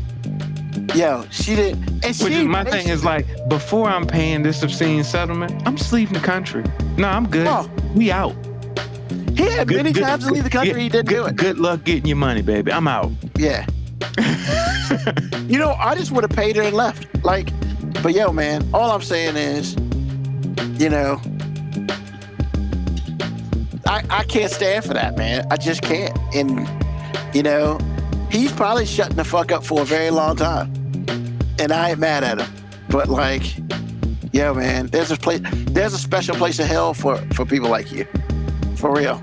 So, yeah, you need to find, I mean, because damn, he's in jail. They didn't even give him bail. He tried twice. Yes. Denied twice. Because he was willing to put what, like 500? He was trying to request for bail for like 500 million. Yeah. And they said no. Because his ass is gone. That's what I'm saying. If they say no to that shit, nigga, you ain't ever getting out. That shit is over with. Because really, gonna get out. I mean, for everybody that doesn't know, $500 million, he's going to have to give them $50 million cash today. And what bail's bondman is going to cover that shit? None. Well, he said he'd already sold like 2 of his houses and stuff for collateral and shit, man. He was willing to pay the shit. I'm just like, bro, before I'd have been willing to pay for that shit, that money could have been used to have me resident in some fucking other country. Exactly. Chill. Like, Hey, I mean, you fucked up. You fucked up 3 times. That's 3 strikes, bro. I'd have been somewhere chilling, exactly, doing yoga videos with Russell Simmons still. You know what? You know what I'm saying? From a remote location.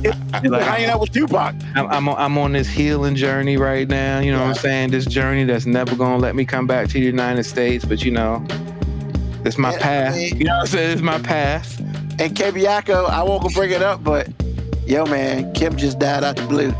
Well, we all know what happened there. So, yeah, they still haven't said why she died. She just died out the blue. So, yeah, Diddy, shut all the fuck up, and you'll probably be shutting up for a very long time. Like, but you ain't never getting out, bro. Like, you ain't never getting out. You going to the worst jail possible. New York, listen, New York, right? Sing Sing. Like, once you in Gen Pop, bro. He ain't never gonna be in Gen Pop. Yeah. I mean, take that. That's what they gonna be wanting to say. So, all right, AG, number 2. Mark Robinson. Now, we all talk about MAGAs on this show. It's not new. I mean, I respect somebody. I mean, you can do what you want to do, whatever it is. I ain't gotta like it. This dude is special. I mean, he already out here. I'm gonna use Mo B's thing because it's so funny. Fetch and stepping, and he is an all-star. Step and fetch. Oh, I'm sorry, my bad. Step and fetch. He is an all-star too. I found out where I heard it from. Roland Martin. He says that. Okay. He said. Okay. I got new respect for him now too. So, you know, he's been doing that as the regular thing. I get it. You know, we've talked about it on this show. Black people that roll that way have a special value to white America and certainly the right wing. That's always going to be true. It's always been true for a long time. But this dude, I don't know if he went like bonkers or thought that I can say anything I want to. And he said some wild stuff. Like, obviously, if he's leaning right, he is not for abortion in any way, but he out here paying for him, though. But then he doubled back and said that if women could keep their legs together and their skirts down, everything been cool. So it's all her fault. Okay. Black folks were much better off during Jim Crow. Okay. But the thing that makes me want to tell him to shut the fuck up, and this is just for his own personal growth as a politician. And when I say growth, I mean being able to level up. Why are you out here giving innuendo that you like child porn or you like little girls? How are you saying this out loud? I was minding my business, and my beautiful wife says, "You know who Mark Robinson is?" I said, "No, I don't know who that is." Yeah, dude, now. Well, he's one of the black MAGAs. I said, "Oh, here we go. Black MAGA, here we go. What did he do now?" "No, you don't understand. This is something else." I said, "What you mean it's something else?" Then she started reeling off all this stuff. And I'm like, bruh, there aren't any white people that could say something like this. I'm sitting there stupefied, like, why are you talking about little girls, man? Why? What are you doing?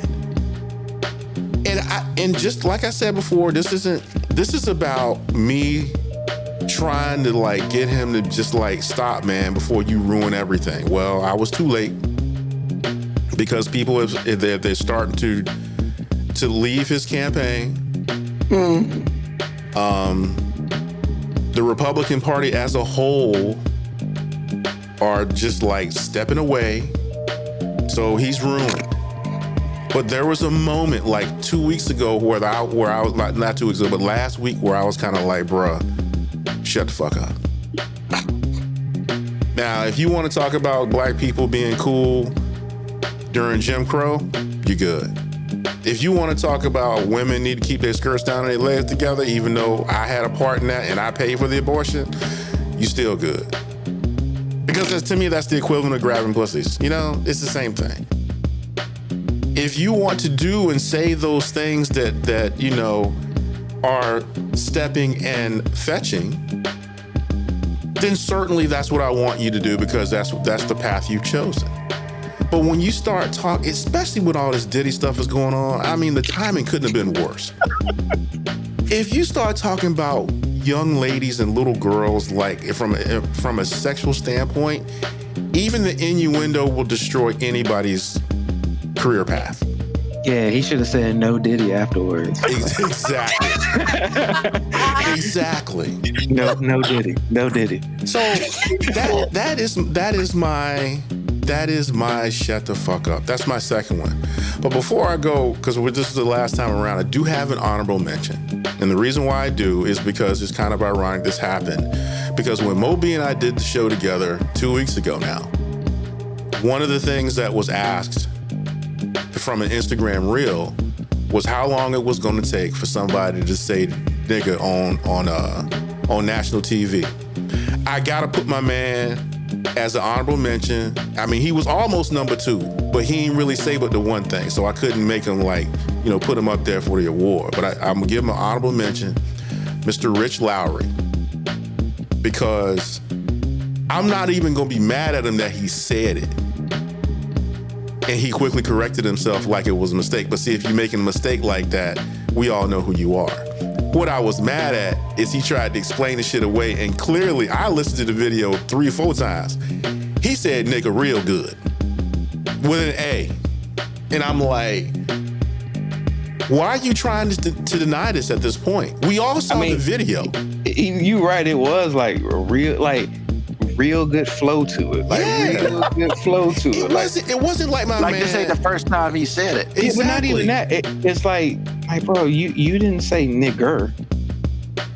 You said that like you've been saying nigga in casual conversation for all your life. Like, you sound like easily you have at one point in time said this nigga here. Like right. You said that before. Right. Because it's like when Reese Davis was talking about exactly. Let a naysay, and everybody got uncomfortable. Oh, that's the greatest. Because everybody thought, Reese, you have said let a nigga know exactly before. Because exactly. You ain't fooling nobody up here. Exactly. So my thing is, like I said, I wasn't mad that he said it. And certainly it was ironic enough in my life because of the show that we did together and we brought this up. My thing that almost got him the Shut the Fuck Up award was him trying to double back and say he ain't say it. I'm like, bro, we all heard you say it. You don't believe me or your lying ass ears. Exactly. So that's my honorable mention. So that's all I had to mention that dude, because it's like the only thing he did was the one thing, so I couldn't give him the award for real, but I had to say that because of the irony alone. We had just talked about this 2 weeks ago and now it's happened. So let a naysayer know. Yeah, that is, I'm telling you. In College Game Day. Greatest moment. Exactly. Greatest moment That's the greatest moment ever. Exactly. The only thing Pat McAfee has been a part of that I was just like, I am in full support of that. 'Cause somebody up there had to say it. That is not what I thought you was about to say, Reese. Exactly. Yeah, that joke was I can't, I've seen clips so many times, still funny at the same time. And Joey Gallagher is like, thought it was going down. I was about to go down. But that's also why, Reese is, all them motherfuckers respect him, because they all thought he was going to say it, but none of them really would have been offended by him saying it, because they're like, hey, cool with us. I mean, we know what you're saying. Oh, God. All right, Mo B. Number 2. Once again, I got to name names. And look, I know what you wanted, Ruben. You wanted us to do the low-hanging fruit. You wanted me to say like Byron Donaldson or Tim Scott. And look, if I knew who Byron Donaldson's dad was, I would say he needed to talk more, because I'd be like, this nigga is your fault. But since he's like was brought up by a single mother, I feel like that kind of proves our other point about the fact that there needs to be a strong male figure in your life, because he's a product of a single mother. But once again, I digress. I just had to throw that shade in there. I just need him to catch a stray. Yo, are you sure that was a stray? They feel like a stray, man. I ain't for that nigga, but that's not who I wanted to talk about. I was aiming for him, but and really his daddy, because I mean, look, sometimes nigga gotta take personal responsibility, and the fact that you won't that nigga says a lot. Says a lot. I mean, look, we see it. I'm done. We see it. I'm done. I can't. I'm done. I love when he said, I ain't really want to, but, then he just jabbed you twice. It's like, I thought you said you want to talk about dude. But I get it. That's what Ruben wanted. Ruben wanted to say to her, like Tim Scott. He wanted us to take the easy targets. Yeah, so that's I'm why I not. ain't talk about Trump at all. And what I also decided to do is I'm not going to attack our people. You know what I'm saying? I started with Amber Rose. She ain't one of us. And, I mean, she definitely not like us. but my other award goes to Scott Jennings. Now, if you don't know who Scott Jennings is, he's a Republican analyst on CNN that always gets stuck having to try to defend the dumbass shit the Republican Party goes through. Now, some might say, well, he does sometimes say, hey, I don't think Trump's what's best for the party. Or, hey, I don't agree with him saying this. But this is why I'm going to say shut the fuck up. Because I know a bitch-ass nigga when I see one. And what you're doing effectively is you're saying just enough to still have your job, but not enough to actually sound like a reasonable human being. Because after the debates and after all the shit that says, you always try to come and say, well, the Republican strength, the Republicans. Motherfucker, we ain't talking about the Republican Party. We talking about this nigga. We talking about Trump. You know what I'm saying? Don't be out here trying to say what the Republican Party stands for and what you want to do. Like we didn't fucking just hear what these motherfuckers said. Like, nah, man. Don't do that. Because actually, when he talks, I feel more insulted than anything. Because I'm like, nigga, do you think we so dumb that you gon' talk about something completely different than what the fuck we talking about? Like we didn't just hear this nigga say all the things that you refused to say that he said? Like, yeah, I'm gonna need you to shut the fuck up. Stop trying to give the appearance of being a reasonable analyst. You're not. You a bitch ass nigga that still want to be down for the cause. Like, if Trump called him tomorrow and was like, hey, I need you on the campaign trail with me, Scott Jennings would be there. He'd be there in a motherfucking second. So when he tries to act like look, once again, I'm making a judgment call here, but the judgment call is based on all the things he said, not just me making assumptions. But you try to act like you have like a moral high ground, that you're somewhat against his moral standard. You say, oh, I wish he wouldn't address some of these things, or I wish he wouldn't. Nigga, what the fuck are we out here wishing for? That's what is happening. CNN doesn't give you fucking 3 wishes like you a goddamn Jenny. You're an analyst. You're supposed to say what happened, not what you wish would happen. Because I wish you would shut the fuck up with that bullshit and just say the truth. But you ain't gonna do it. You've had the same job doing the same shit that you've been doing for years. Ever since I've been watching him on CNN, I've been listening to this motherfucker tap dance around answering questions. I'm just like, yo, really? You're just a more articulate Trump. That's really all you are. You're just a more articulate. Okay, that's not fair. You're more articulate, probably more intelligent, least popular bitch ass nigga. But I mean, you are still like not who you are trying to be. And the fact that CNN keeps like touting him out there as if he's a respectable CNN as what happened to the black dude that used to be out there? You know, because I liked him because he was fucking honest. But they probably was like, hey, he's upsetting our Trump voters too much because he don't ride for Trump. He rides for what he says the Republican Party is supposed to stand for, but he has always been vehemently against this idea of Trump. But Scott Jennings, like, I get it.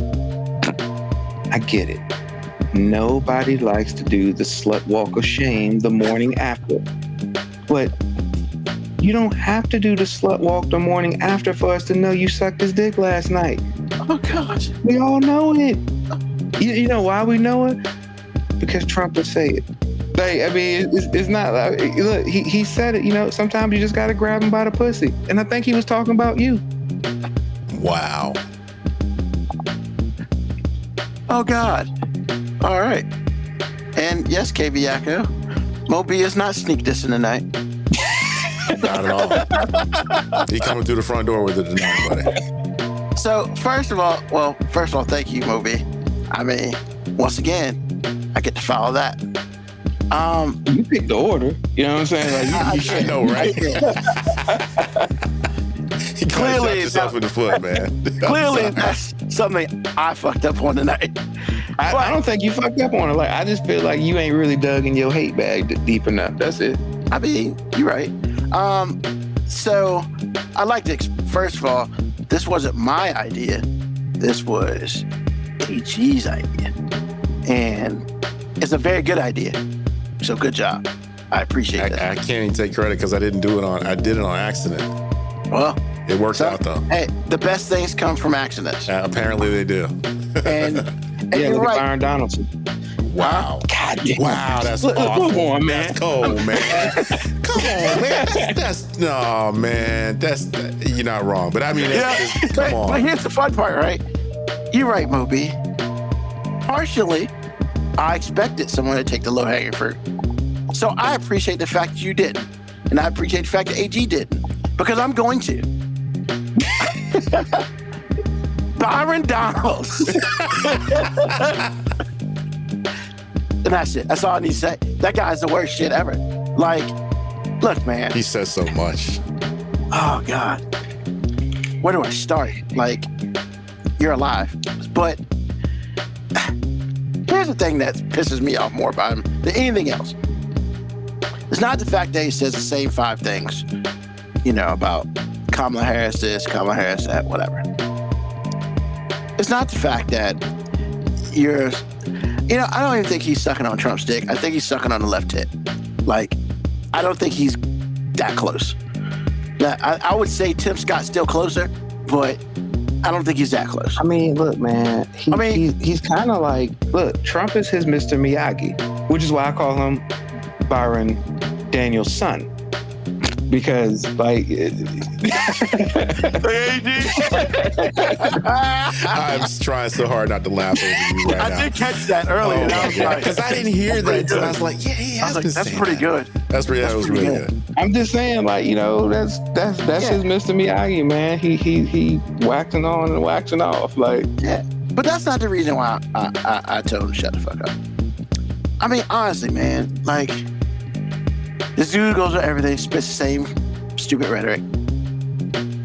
But yo, man, this motherfucker's rude to children. Like, during the Republican National Convention, when that kid, she was probably like 16, and she asked him a question, and he was so rude to her. And it's like, yo, man, it's a child. Like, what are we doing here? And like, yo, man, I think he's got something against women too, even though he's married, because, you know, he treats women like just as bad. Come on, man. I just think he treats his white queen great, man. Yeah, you know. Is she white? I don't even know. I don't even know. Like, I truly just don't Honestly, even know. it wouldn't shock me. I mean, now I gotta find out. Cause shit. I mean, yo, man, he went to Florida A&M University, man. What the fuck, bro? Like, I thought he went to Florida State. he graduated from Florida A&M first. Then he graduated from Florida State. I thought he went to Florida State. He went to Florida A&M 96 to 99 and Florida State 99 to 2002. Okay. And yes, his wife is white. Yes. Or I guess she's white. I can't really tell. Oh no, she white. Yeah, she is. I'm looking She at her. cute though. Hold on. Let me let you know something. I didn't know for true. I just was fairly sure. I was about as sure as I could be. So right, so we got this dude, right, who I feel like sometimes he at least hates black Democrats. I don't think he hates black Republicans because it's only like AG and maybe 20. So like he probably likes AG. No, he doesn't like me at all. He doesn't like black Republicans. There's a difference, because there's a lot of black Republicans, not necessarily in office, but there are a lot of black Republicans. He only likes the black MAGAs. MAGA is a whole separate party, and I wish the Republican Party would just like own that shit and be like, yo, Republicans and MAGA are different. Now, don't get me wrong, the Republicans are still most of them still support that shit, but that's really not who all the Republicans want to be. They just kind of bitches that, they peer pressure. Republicans have done a really good job throughout the last couple of decades of supporting each other. It's the one thing that they've clearly got over the Democratic Party. Like, they support each other, goddamn, no matter what. Like, yeah, that's very almost true. No matter what.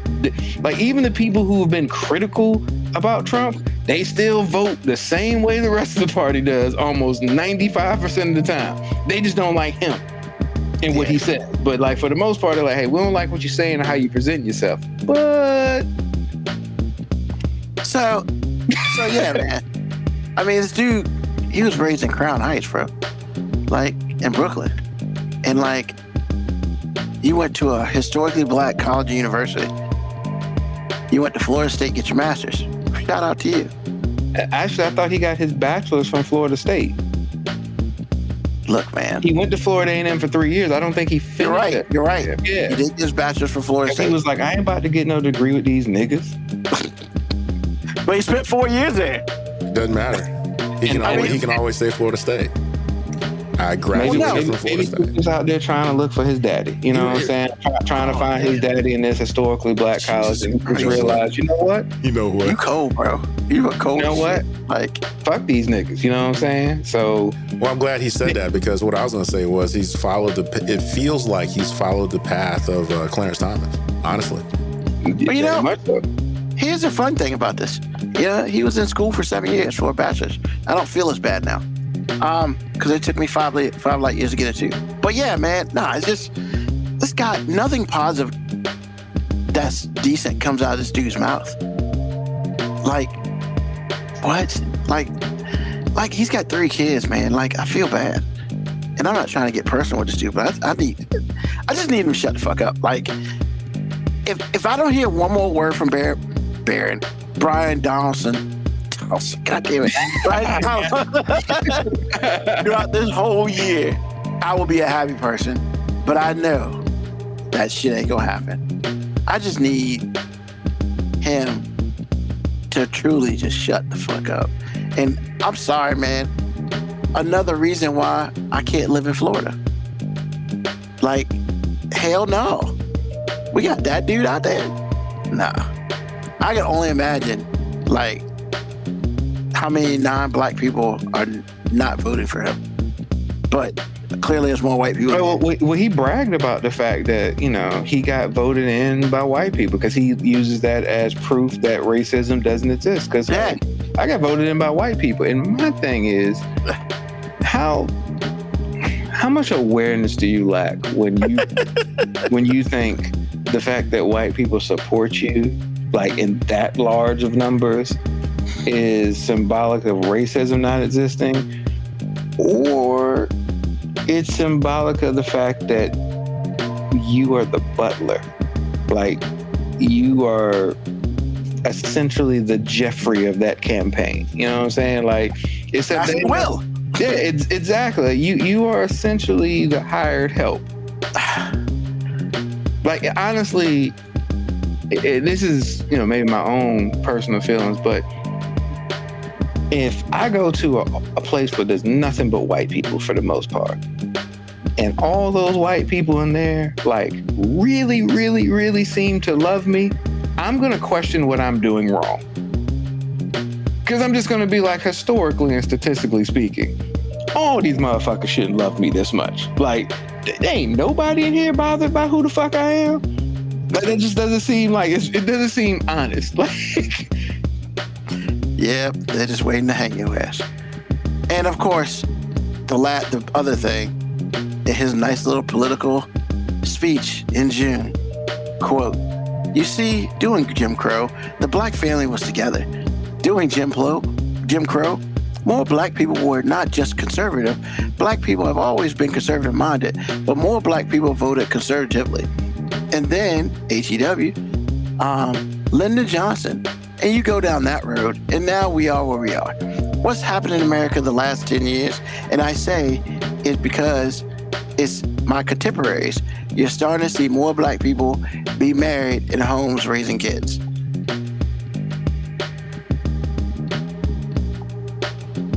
Was like, I understand that he wasn't born until like 78, but like,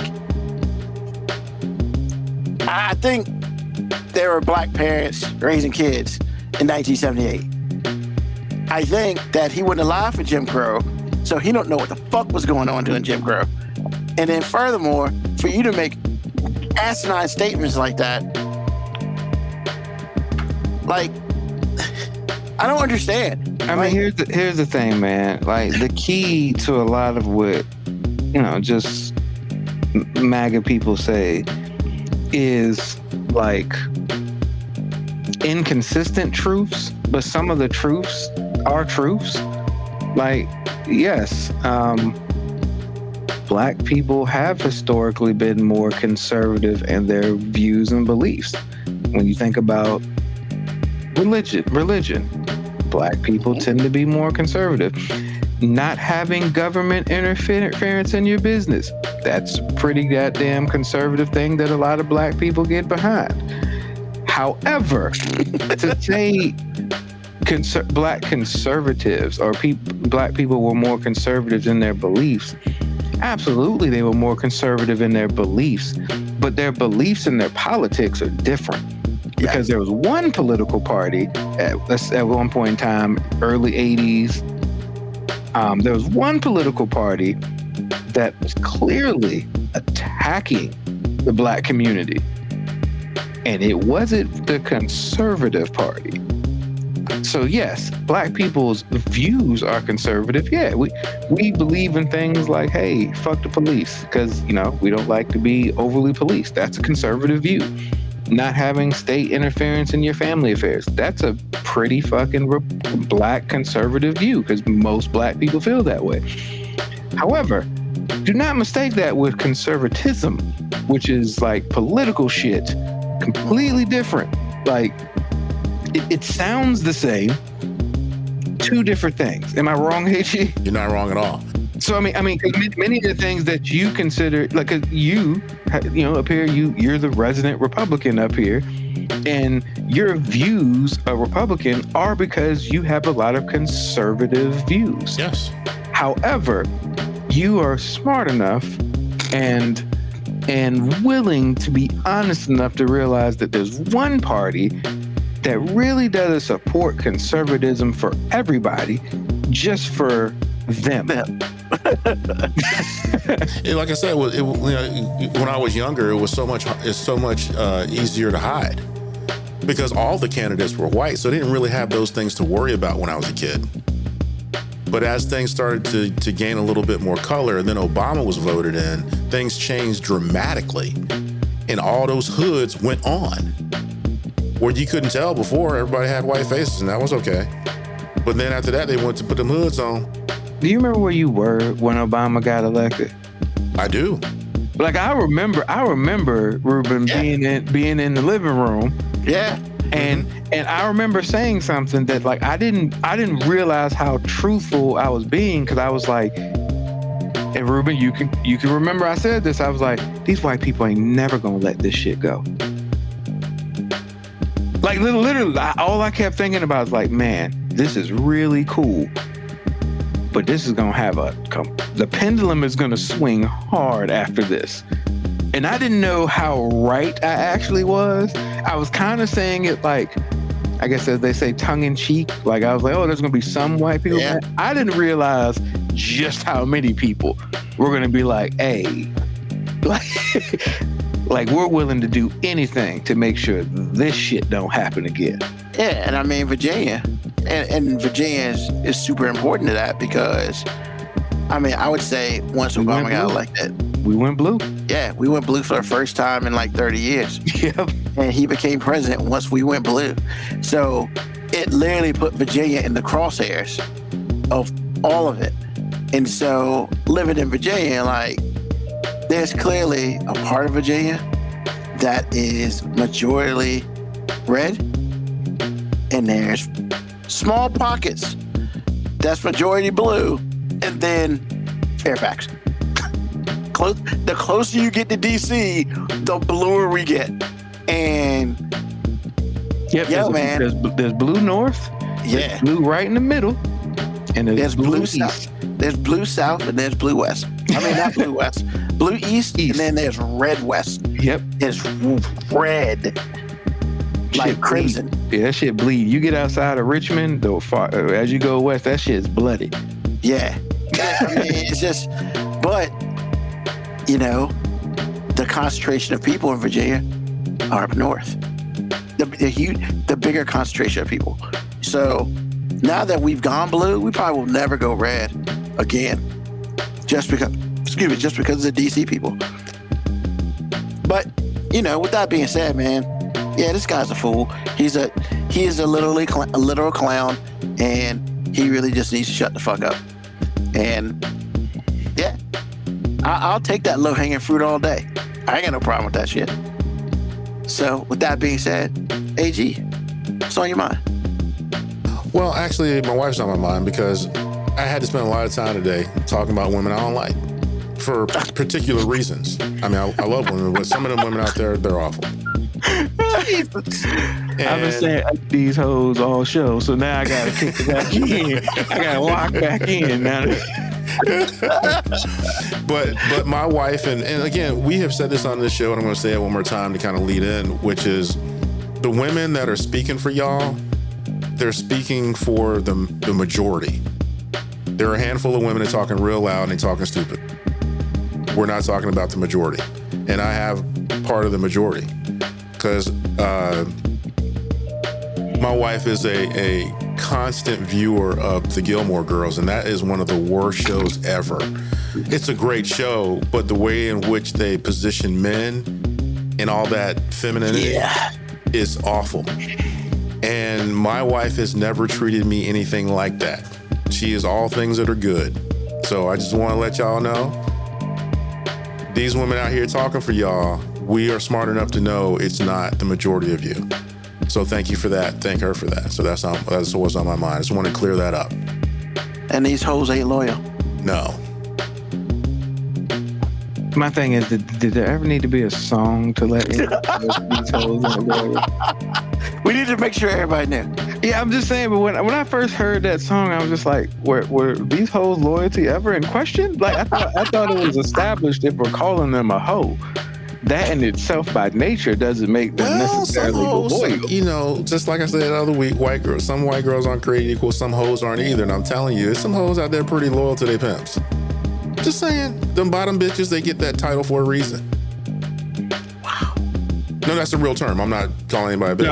I know exactly what you're saying. Like, I know what bottom bitches are. I'm just letting you know. I mean, they get that general title for a reason.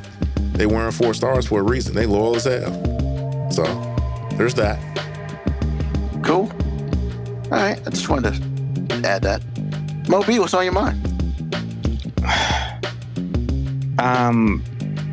What's on my mind is, God, it's not the same as AG's because, you know, my wife's on my mind too. But for different reasons, man. I'm tired of this woman trying to like make me do better. You know what I'm saying? Like sometimes I just don't want to do shit, man. And like the other day she was talking about like what I was talking about on my mind last week about, you know, the culture of coaching, masculinity and all that. And she was like, I need you to write a book about that.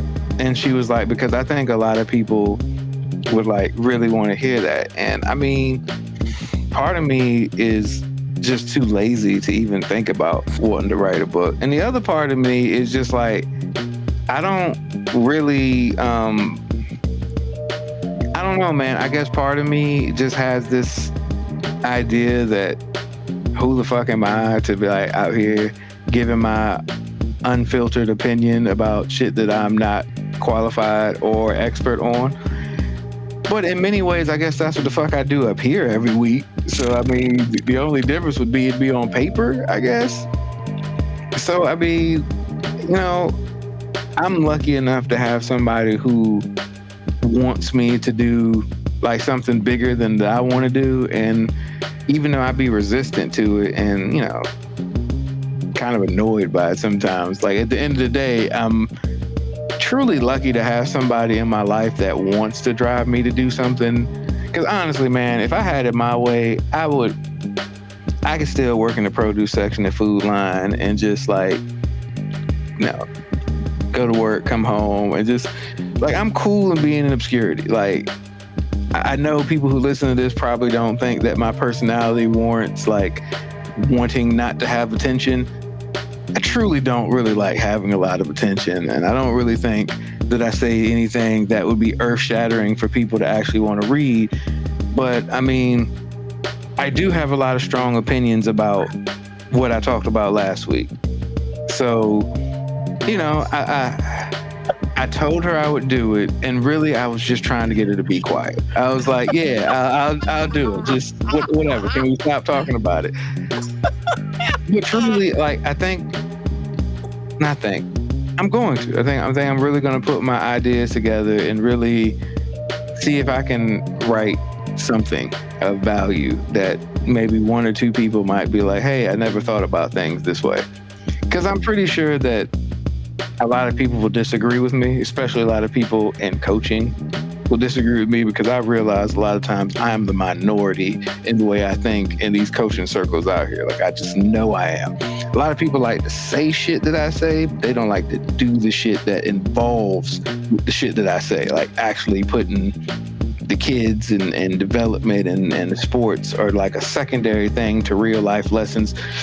There are not a lot of people who truly believe that, because, I mean, most coaches are just ex-athletes that needed something to still be competitive about. I'm kind of guilty of that in many ways myself. I mean, that part exists in me as well, but I do have the idea that, like, sports are generally bigger than the game, especially being that I know what sports did for me and how much sports have been a part of my life, whether I wanted it to be or not, because there were times I did not want it to be.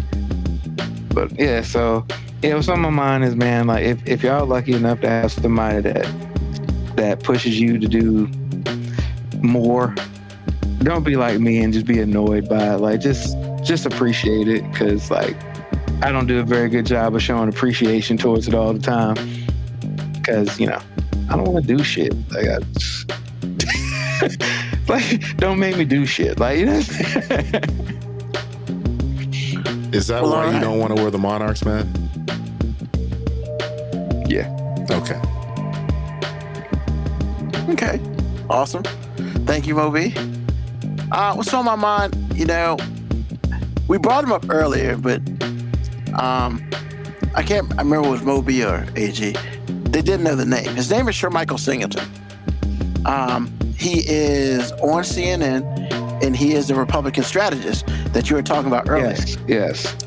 And I need to give that man a shout out, because that dude tries, man. He does, man. I respect the hell out of him, man. Yeah, man. I ain't gotta agree with you all the time to respect you, and that's the thing. Like, I really don't agree with him all the time, but I respect him. Yo, that dude tries hard, man.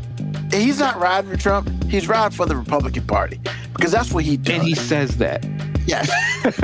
and he's been giving these dudes free advice for the last month on how to do this shit, and they're not taking any of it.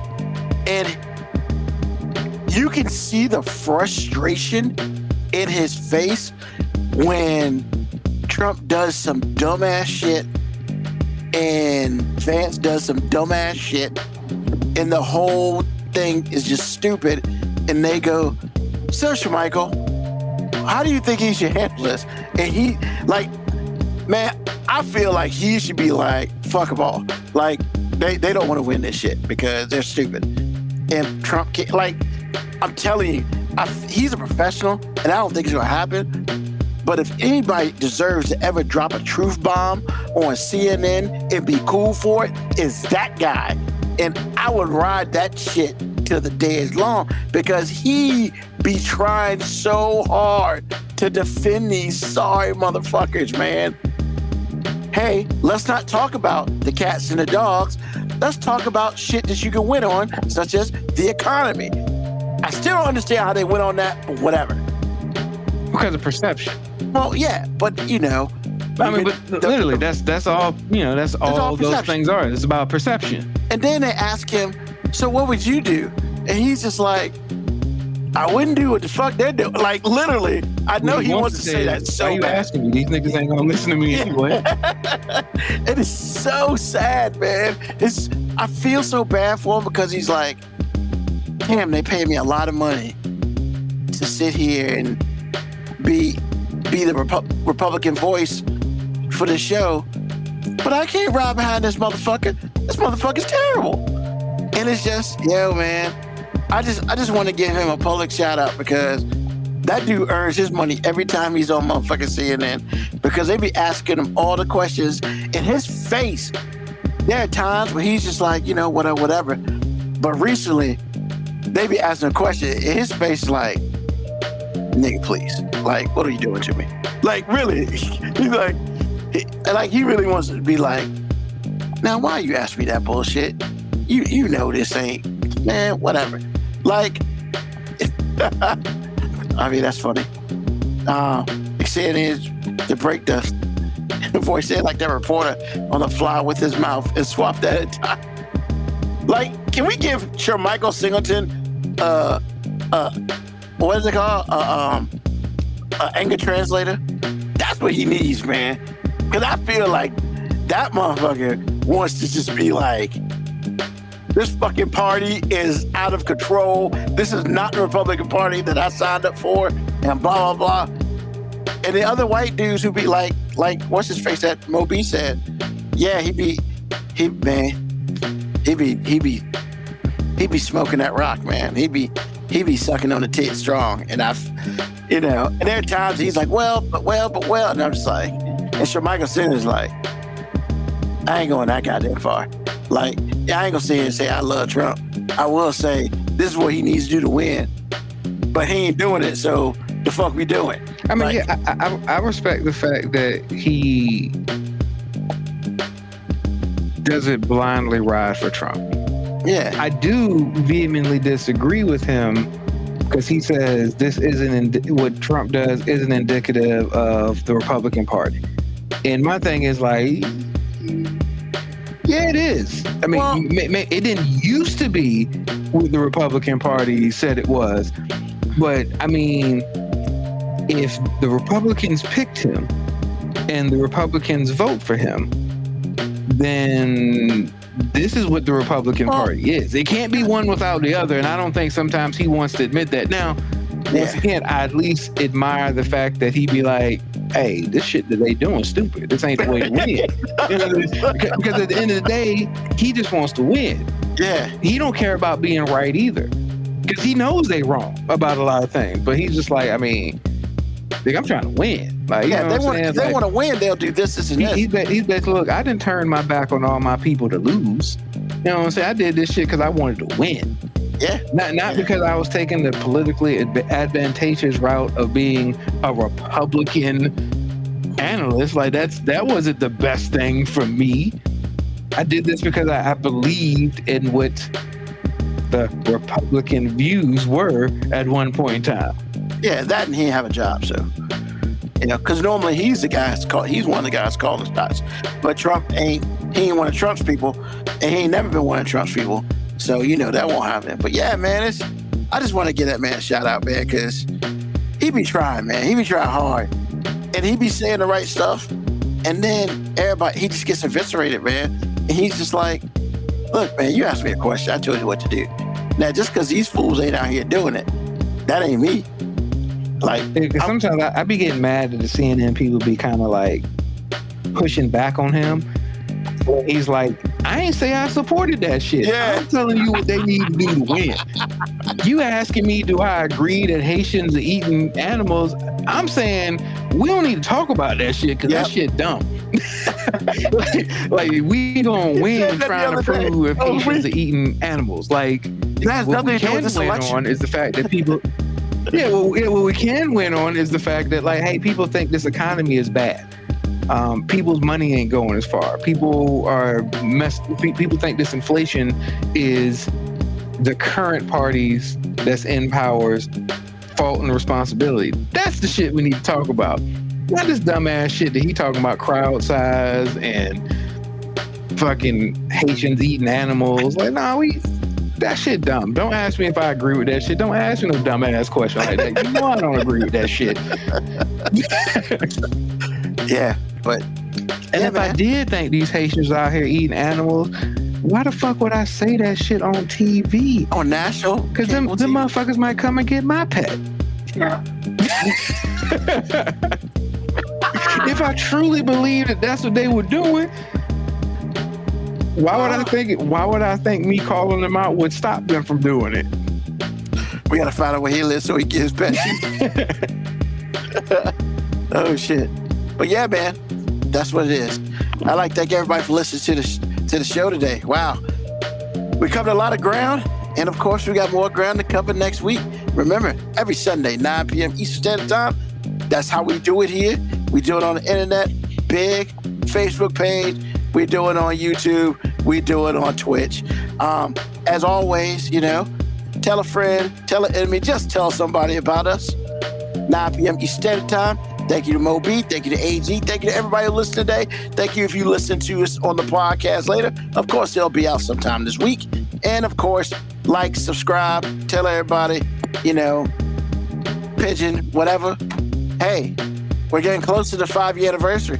We're literally 5 weeks away from the 5-year anniversary. 4 weeks away. No, 5 weeks away from the 5-year anniversary. I'm excited. I can't believe we're doing this shit for 5 years. Almost. So, but we're doing this because you listen. So thank you again.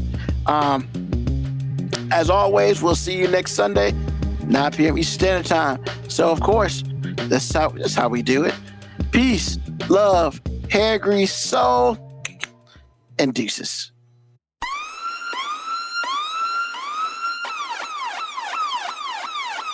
Email us at 5minutewarning19@gmail.com. And also leave comments on Facebook and Twitch. Search 5 Minute Warning. Contact us on Twitter at AG_FMW podcast, at Newsman25, at FMW 2019. Contact us on Instagram, Moby 5 Minute Warning, AG_5 Minute Warning, Newsman25. You can listen to the podcast at Apple Podcast, Spotify, or wherever you get your podcast. Thank you for listening. This has been another episode of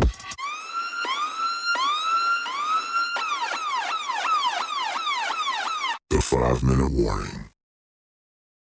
I think it was in that interview where Dana Bash says, the police have gone through 11 months of recordings of calls, and they've only found 2 Springfield residents calling to complain about Haitian nigger, Haitian nigger, Haitian nigger, Haitian nigger, Haitian nigger, Haitian nigger, Haitian nigger, Haitian nigger, Haitian nigger, Haitian nigger, Haitian nigger.